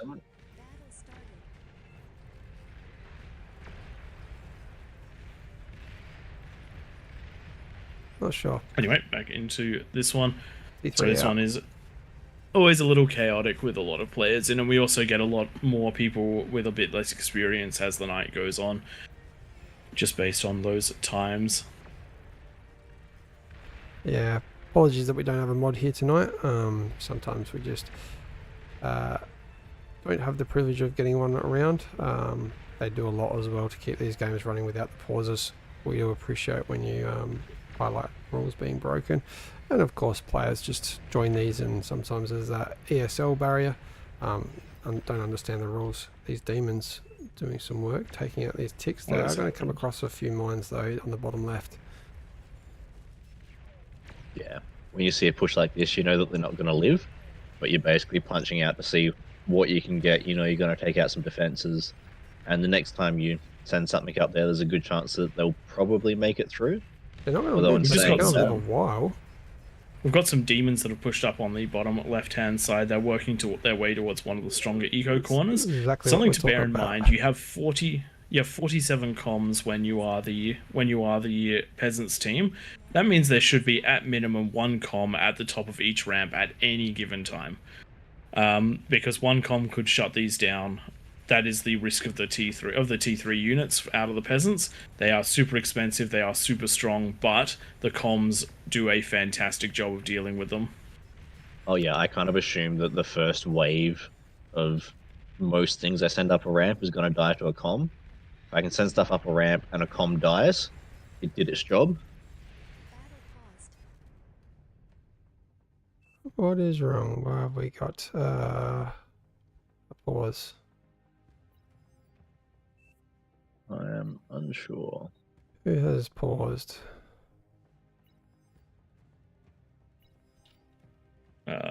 Kokaido Where is a is being pulsar? killed by a pulsar. I don't see any. Oh yeah, that is within range of the mechs. Okay, so we'll just get ace to delete. Battle started.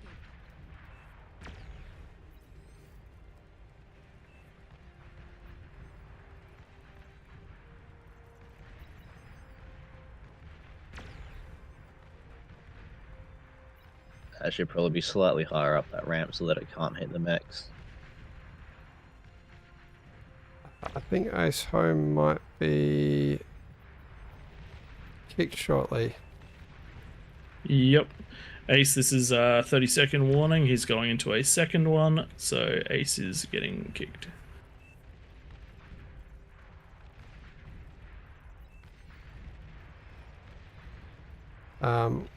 When we do kick, if someone that knows what to do to delete those, just Control D on them. The rule is no offensive structures for those. That's ace home, isn't it? Yeah, ace Yep, home. ace home.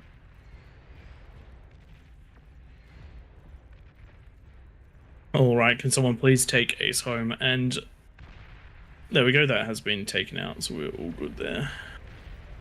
I think I just saw that Nightmare might have joined us. Nice, nice. Just in time to take over the lobby at the end. Or at least someone said hi, Nightmare. In the chat. It does look like Nightmare is here. Thankfully, hopefully he will catch up soon, and he'll be with us to catch the rest of the match. Hopefully deal with any sort of issues that we pop into. One of the things which has been great, I just want to bear in mind, this is our 4th game for tonight, and this is the first game with a rule break. Yeah, everyone's done really good to stick to them. Yep. It's probably something to do with the time slots as well. Those we do hold these at the exact same time, and this is punching on the later slot. So a few extra players that don't usually play this are in this lobby. And you're all forgiven. People don't see the rules and they don't abide them if they can't see them. But we just need to keep the game moving on without giving one team too much of an advantage. So we do have to, unfortunately, remove the odd player if they just ignore. But we do try and update things every so often, like with some of the tweaks, so that we've got more build power available with less unit cap for the kings and some of those sorts of things. So we're slowly trying to make improvements as we go. Yes, But yes. the balance is always interesting when you've got so many players and when you've got the top tier of the bar community jumping in and switching teams. Trying to get that balance can be challenging, to say the It least. definitely can be. As we've seen tonight, Cookie Destroyer has been a significant factor in these games, as well as I have no idea making some absolutely dominant plays regardless of where they are tonight. They definitely do make it hard to balance, because if you try and balance on just 1 or 2 corners, then you disrupt everything for everyone else. Alright, we've got a pulsar being built just by Hello World on the top right. If someone can ping him to stop building that, he obviously can't see the chat. That's going to be breaking the rules, that one. Yeah, yep. Or if Nightmare's back in the game, maybe he could delete that at the top right. I don't think he is, I can't see him in spec.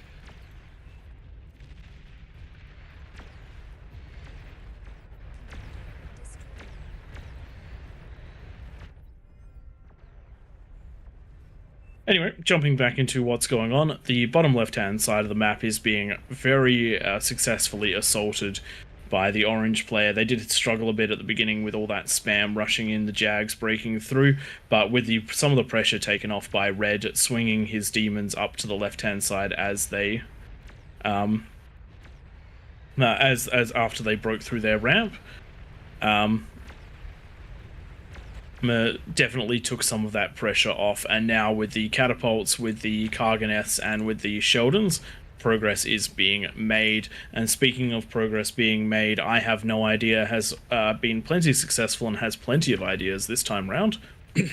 is sending Karganeths up. They are taking the conventional route to some extent, but with the front line broken, that is all she's going to have written for these players on the side. I did mention this in the startup. These players on each side are some of the most vulnerable in the game.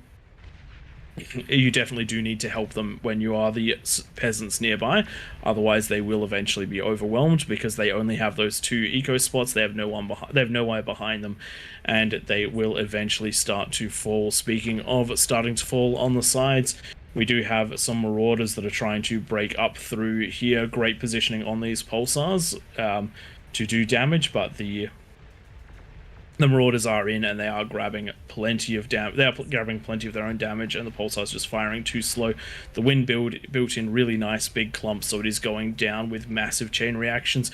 Vanguards, though, on the high ground, these are perfectly acceptable to use for offensive maneuvers, but with all of the marauders behind, you're going to be struggling to use them effectively. Good call on the retreat on those ones. You need to get defensive here just so you can hold that line.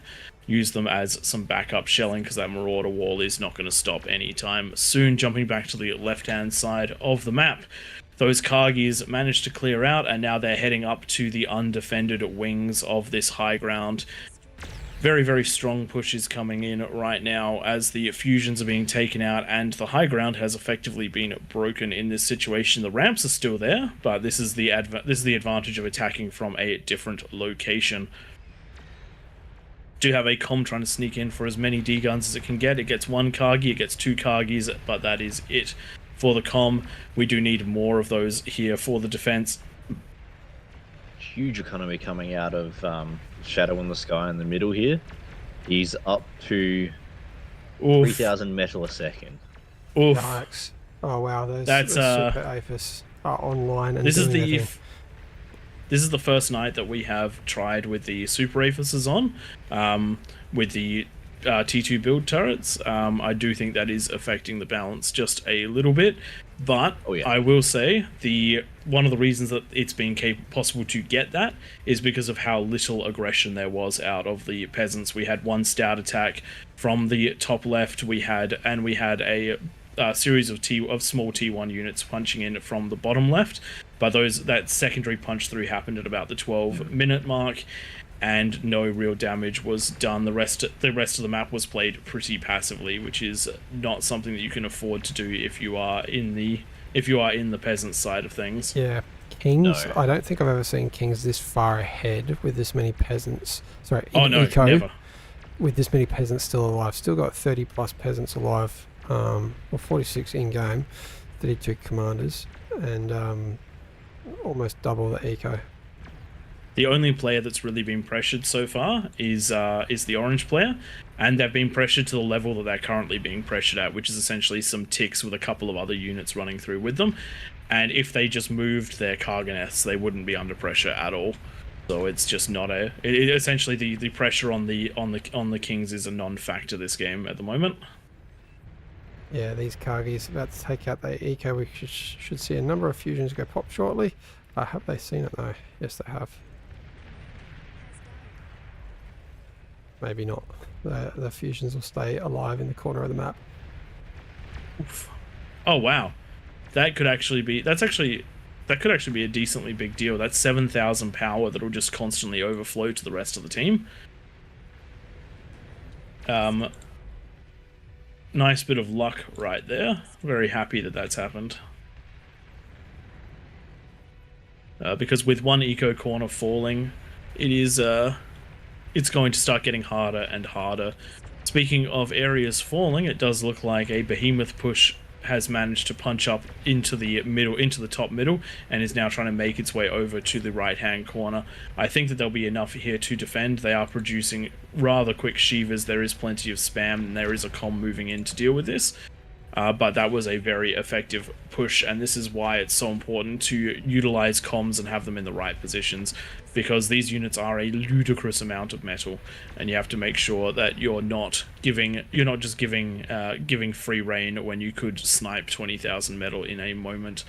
good defenses up on this high ground on the right-hand side. These pulsars are going to get a good amount of damage onto the Marauders, but the Marauders have just been hammering through. I've never seen Marauders this effective at the 29-minute mark, but just the sheer number of them, they're streaming in as though they're more akin to ticks than anything else, and just getting that damage very fast, decent amount of damage per shot, and managing to punch their way into areas they just shouldn't be in, and without the reaction of the players once they're up and moving around, then you're in big trouble. Speaking of up and moving around, it does look like Hot Potato and I Have No Idea have decided to split and go in two different ways. They both have the eco to support this and are starting to make their way around. Today is the day of the Karganeth, it seems. There's always one particular unit that tends to be prevalent during the day, and this time it happens to be Marauders and Karganeth, which is a nice variety off of the demons that we normally see. It looks like this is very one-sided, and it's just so hard to always pick. Well, nice explosions on the left. Very hard to pick the right balance for these games. Honestly, this is probably the quiet showing out of peasants for aggression at the start of the game, and it is so important to do that early aggression because it will mean APM and eco disadvantage, or not disadvantage, but the kings just won't be focusing on it if they're focusing on defending you. If you left 9 kings just sitting there ecoing like we saw in this game, this is what's going to happen. You're going to have all of them on T3 quite early, and no real threats to them falling. Exactly. Every Aphis that goes up for the kings is plus 90 metal. Every Aphis that goes up for the peasants is plus 40 metal. Do the maths on how quickly that scales out of control. I'll tell you, it's plus 200% after 30 minutes in eco. I mean, look, the middle of the map Shadow is an outlier in this case. There was no pressure put on Shadow at any point, which means that those super Aphis could go down, and then nothing really had to be thought about, just overflowing to the entire team. There is no way the team can spend 11k metal, which is why everything is going down so damn quickly. Yep. Yeah, he's producing 4,300 and spending about 1,000. Yeah. Probably the only real showing out of the peasants would be the bottom right, where we can see a nice and healthy amount of Aphis out of Amir. Got 14 of them there. And P3 coming out with all that spam Titans, but there's just not going to be enough, especially with all the SARs and a couple commanders there. By the time any sort of massive force grows, these Kargis are going to work their way around the entire map, I think. And this defense is well and truly up for all of the kings. There's no particular gaps that are available to exploit at that 10-minute mark. If you can all get 10-20 units up, there's a good chance you'll find a gap and then get in, blow some build power, blow some conversion, set them back by a couple of minutes, and then you've got a point that you can keep on hammering into. If you leave them alone until 20 minutes, it's going to be very unlikely you find a gap, and the amount of units you need to start building that pressure is going to be significantly more. Yeah. Read. We do have an opinion from Uzi in chat saying the advanced buildings for kings is a bad balance. It's really tricky. I think they worked really well in Throne because there is just such a small build space. I might actually agree with you on this one for Raptor Crater, because the way we see kings fall in Raptor Crater is the build power gets targeted first and it just goes down so quick. When it's like this with a T2 build power, you don't see chain reactions. The only chain reactions you see is if you manage to take out those converters and those fusions. And it's one of those very hard things to get right, especially since this is the first night we're testing it. I think that the Epic Aphis might need to go, but the problem is that if we don't give away those T2 build turrets, then the amount of buildings needed detracts massively from the capabilities of the kings. So we might need to find a balance where we look at potentially weakening them so that they do chain react. There will be changes over time. One thing that has been discussed is that there will be the potential to imbalance the unit cap for the teams, so it will be even instead of every single player having 516 unit capability, such as the case of this game, it'll be the kings get 10,000 units and the peasants get 10,000 units, and that's that. So that spam's an option. Obviously, yeah, that'll come in the probably more distant future. So for now, we'll just do our best to balance make it out. things work. But yeah, we'll keep looking at tweaking the units and see if we can find a nice balance. I mean, I can tell you, if Cookie Destroyer and a few others of the usuals were in each of these corners, this game would probably look very different. And that was the next big part. This one has been. This game is not represented. This match is not representative would have of the won normal. this one regardless of how it was set up, because of how little pressure they had in the first 5 minutes of the fight. Yeah, this one was when the kings overtake the peasant eco in the first 15 odd minutes, the kings will win the game. Unless something drastically changes. And again, as we saw in the previous game, something can drastically change, like the base chain reacting. But unless something like that happens, the kings will just take over. And that's the... And that just comes down to... player experience on each team, player decision making, and again, we say this again and again and again and again and again, the aggression. There was absolutely no aggression headed to, well, no, absolutely none. There was not enough aggression headed towards the One kings. player sent in those stouts, and they almost got in. And I know. And just think, imagine if 4 waves of stouts had gone down, if stouts had come down there, and there, then I have no idea, couldn't have sent his fiends up to deal with Hot Potato's problems. Hot Potato would have had 2 problems instead of 1, and Hot Potato would have died. And all that was 20 stouts. I mean, I've died Yeah, to... the kings have only had 1 problem at a time to deal with. You can give them 5 or 10 problems to deal with at once. Then they start getting stretched significantly more. Yep. There we go, we see some of those kings now hitting that population limit, which is expected.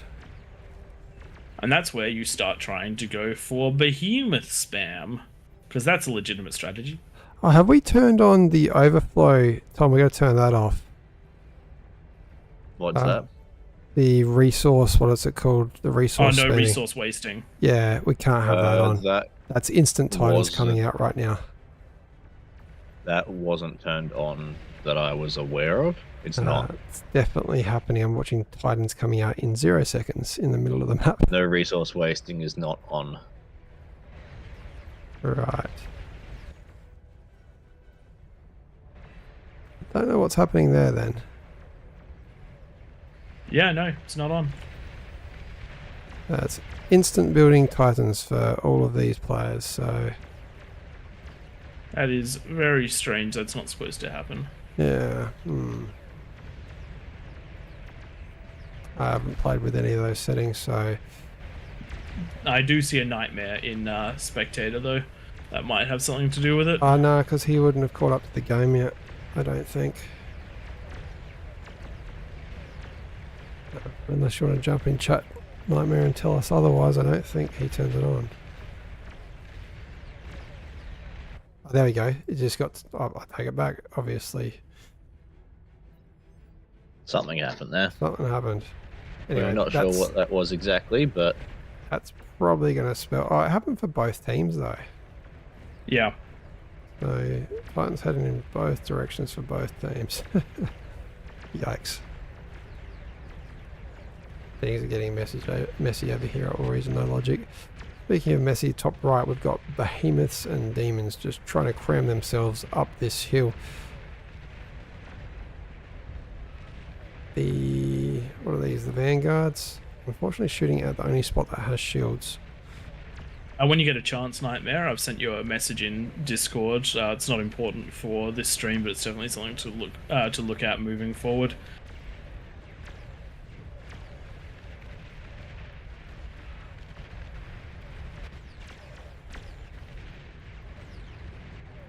And there All are right, so then many now that we've corpses. had a massive amount of units built, the question is there going to be too many corpses to be able to push up into these positions? These demons are being funneled very effectively into all of the catapult fire, but it's only going to take a few of them to start pushing up and doing a lot of damage.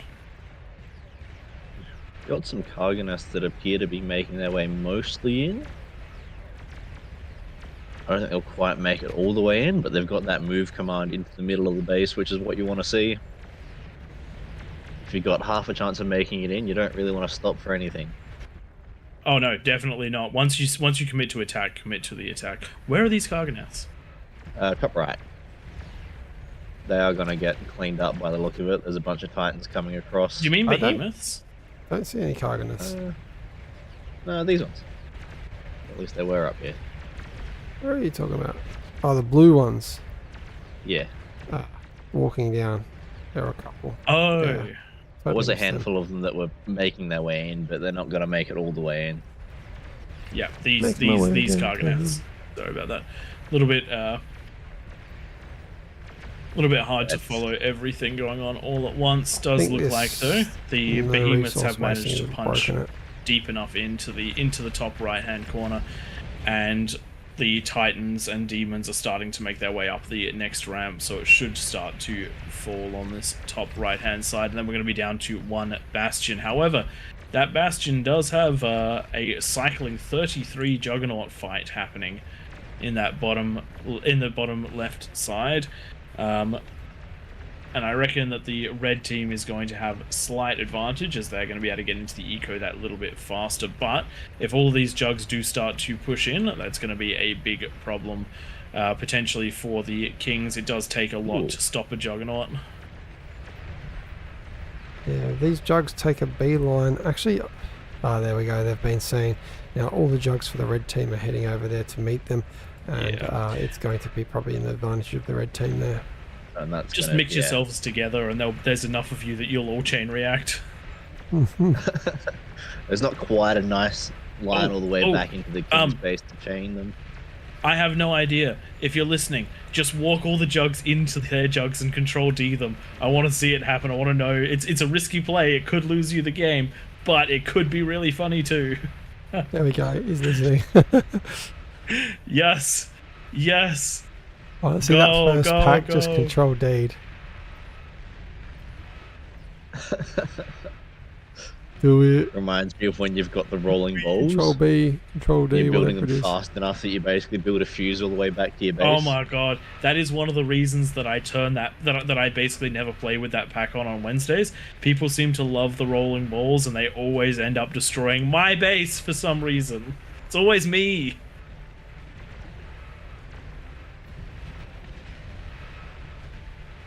Oh, we got Control D on some of them, but I don't think they're in quite the right position to get the Control D off. They're going to detonate their own jugs, but a good explosion nonetheless. We do like that. Thank you very, very much for doing that one. 5 Behe's trying to beeline it to the middle of the map, and they're not actually doing too bad considering there Without are no a con, commanders these will there. get deep. Behe's are super strong, and we've seen this in the past, where it was, I think it was 2 Behe's and 2 Titans, nearly made it all the way into the enemy base from a position just like this, where it was one corner left. There are other 4, there's 6 Behe's to the left though, of them.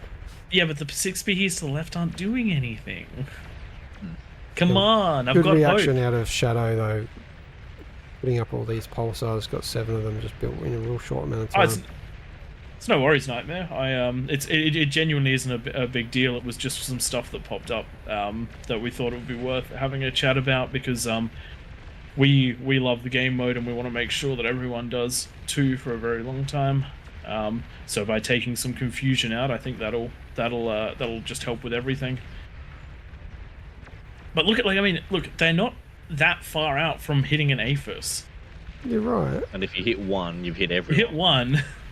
They're not going to get there, but they're going to miss by like 10% of the distance they needed to travel.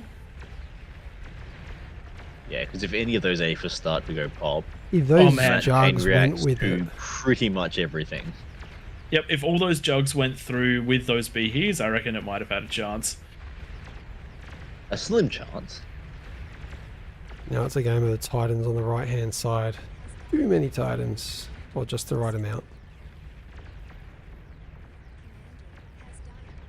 Ooh, Com just got a nice double jug D gun, but unfortunately the jugs then lasered the Com to absolute oblivion.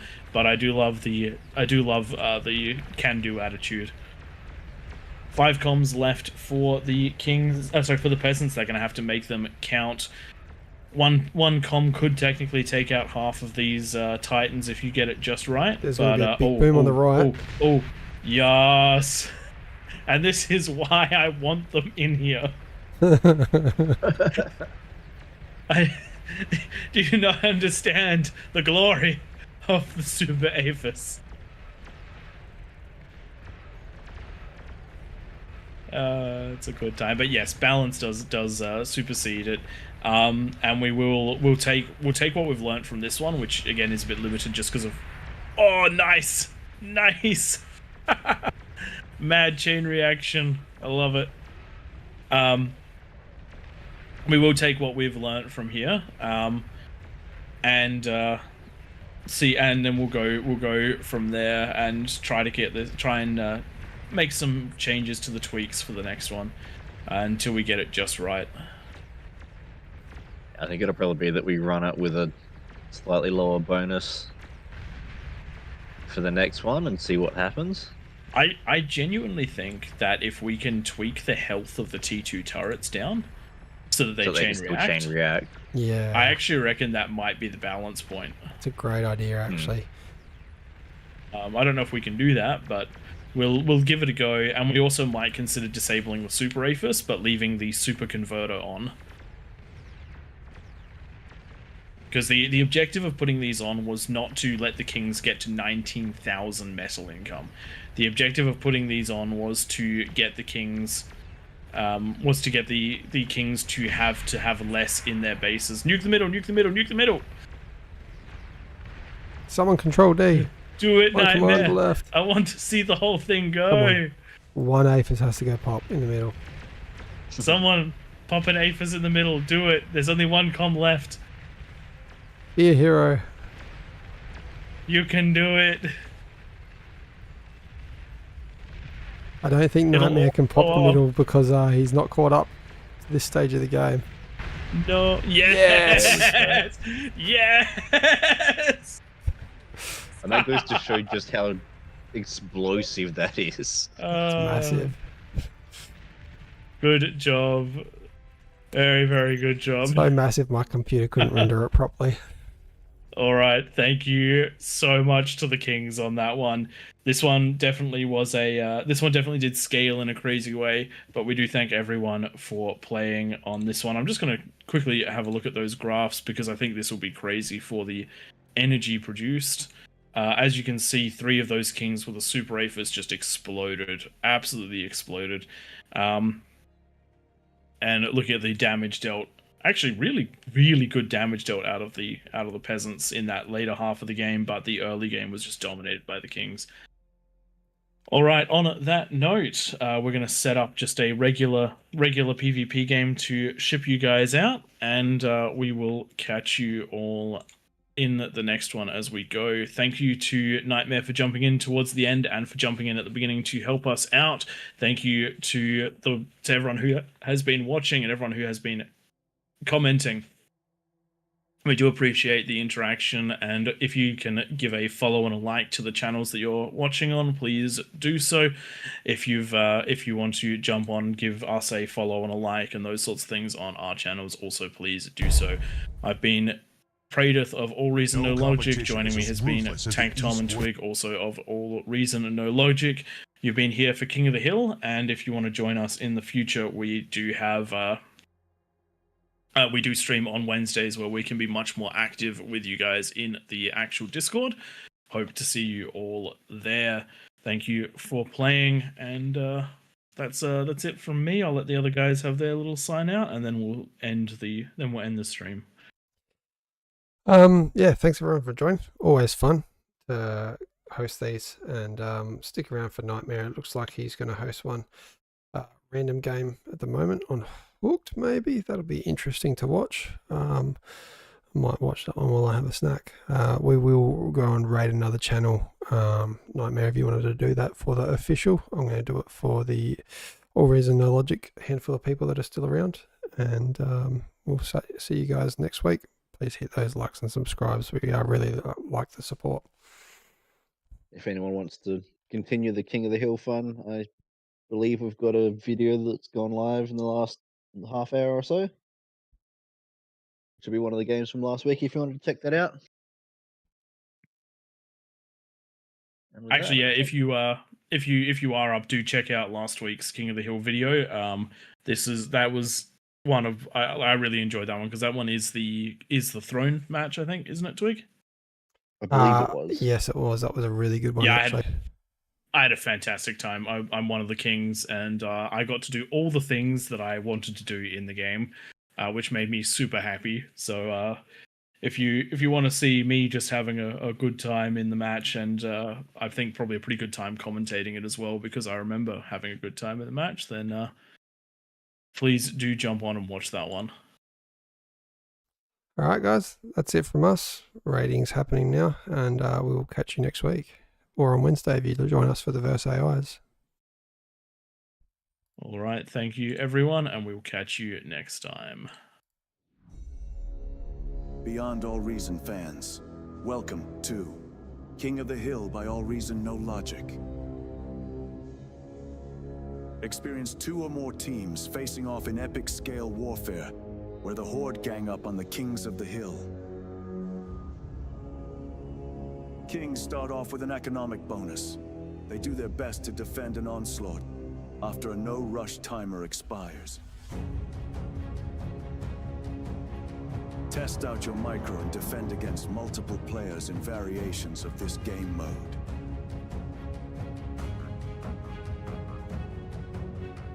Or be part of the masses. Team up with your allies to topple the throne in a glorious victory.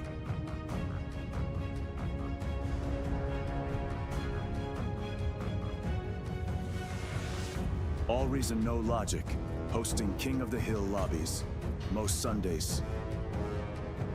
Join our Discord to be part of the action.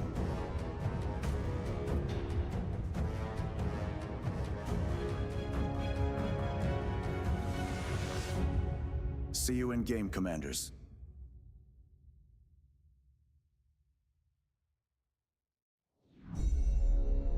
Beyond All Reason fans, welcome to King of the Hill by AllReasonNoLogic.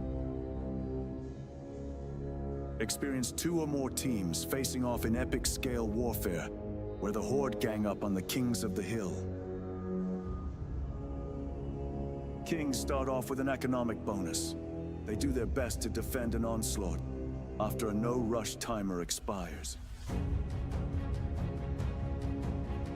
Test out your micro and defend against multiple players in variations of this game mode.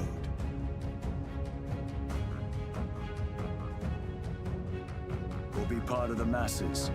Team up with your allies to topple the throne in a glorious victory.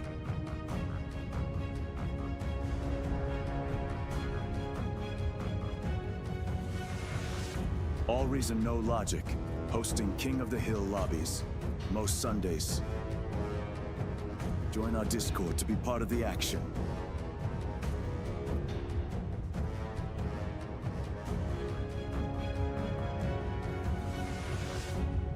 See you in game, Commanders.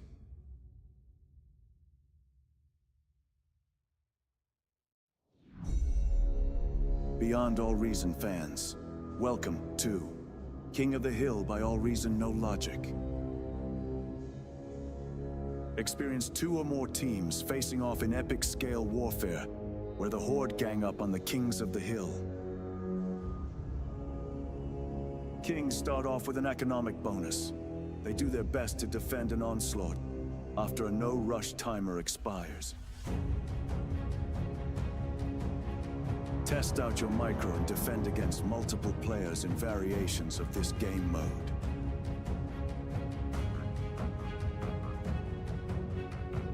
part of the masses. Team up with your allies to topple the throne in a glorious victory.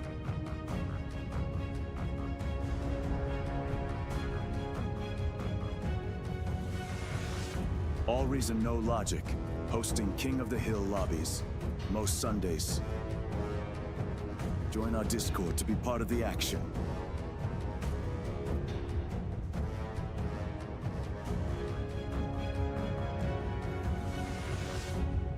See you in game, Commanders.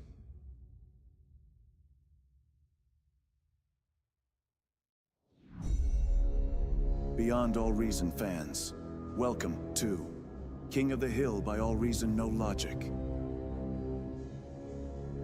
Experience 2 or more teams facing off in epic scale warfare, where the Horde gang up on the Kings of the Hill. Kings start off with an economic bonus. They do their best to defend an onslaught after a no-rush timer expires. Test out your micro and defend against multiple players in variations of this game mode.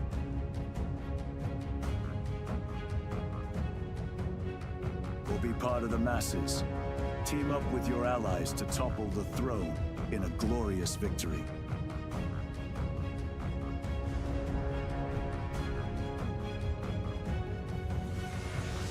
AllReasonNoLogic, hosting King of the Hill lobbies, most Sundays. Join our Discord to be part of the action.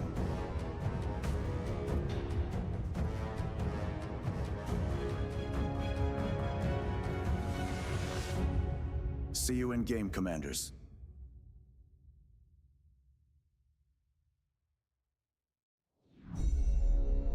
Beyond All Reason fans, welcome to King of the Hill by AllReasonNoLogic. Experience 2 or more teams facing off in epic scale warfare, where the Horde gang up on the Kings of the Hill. Kings start off with an economic bonus. They do their best to defend an onslaught after a no-rush timer expires. Test out your micro and defend against multiple players.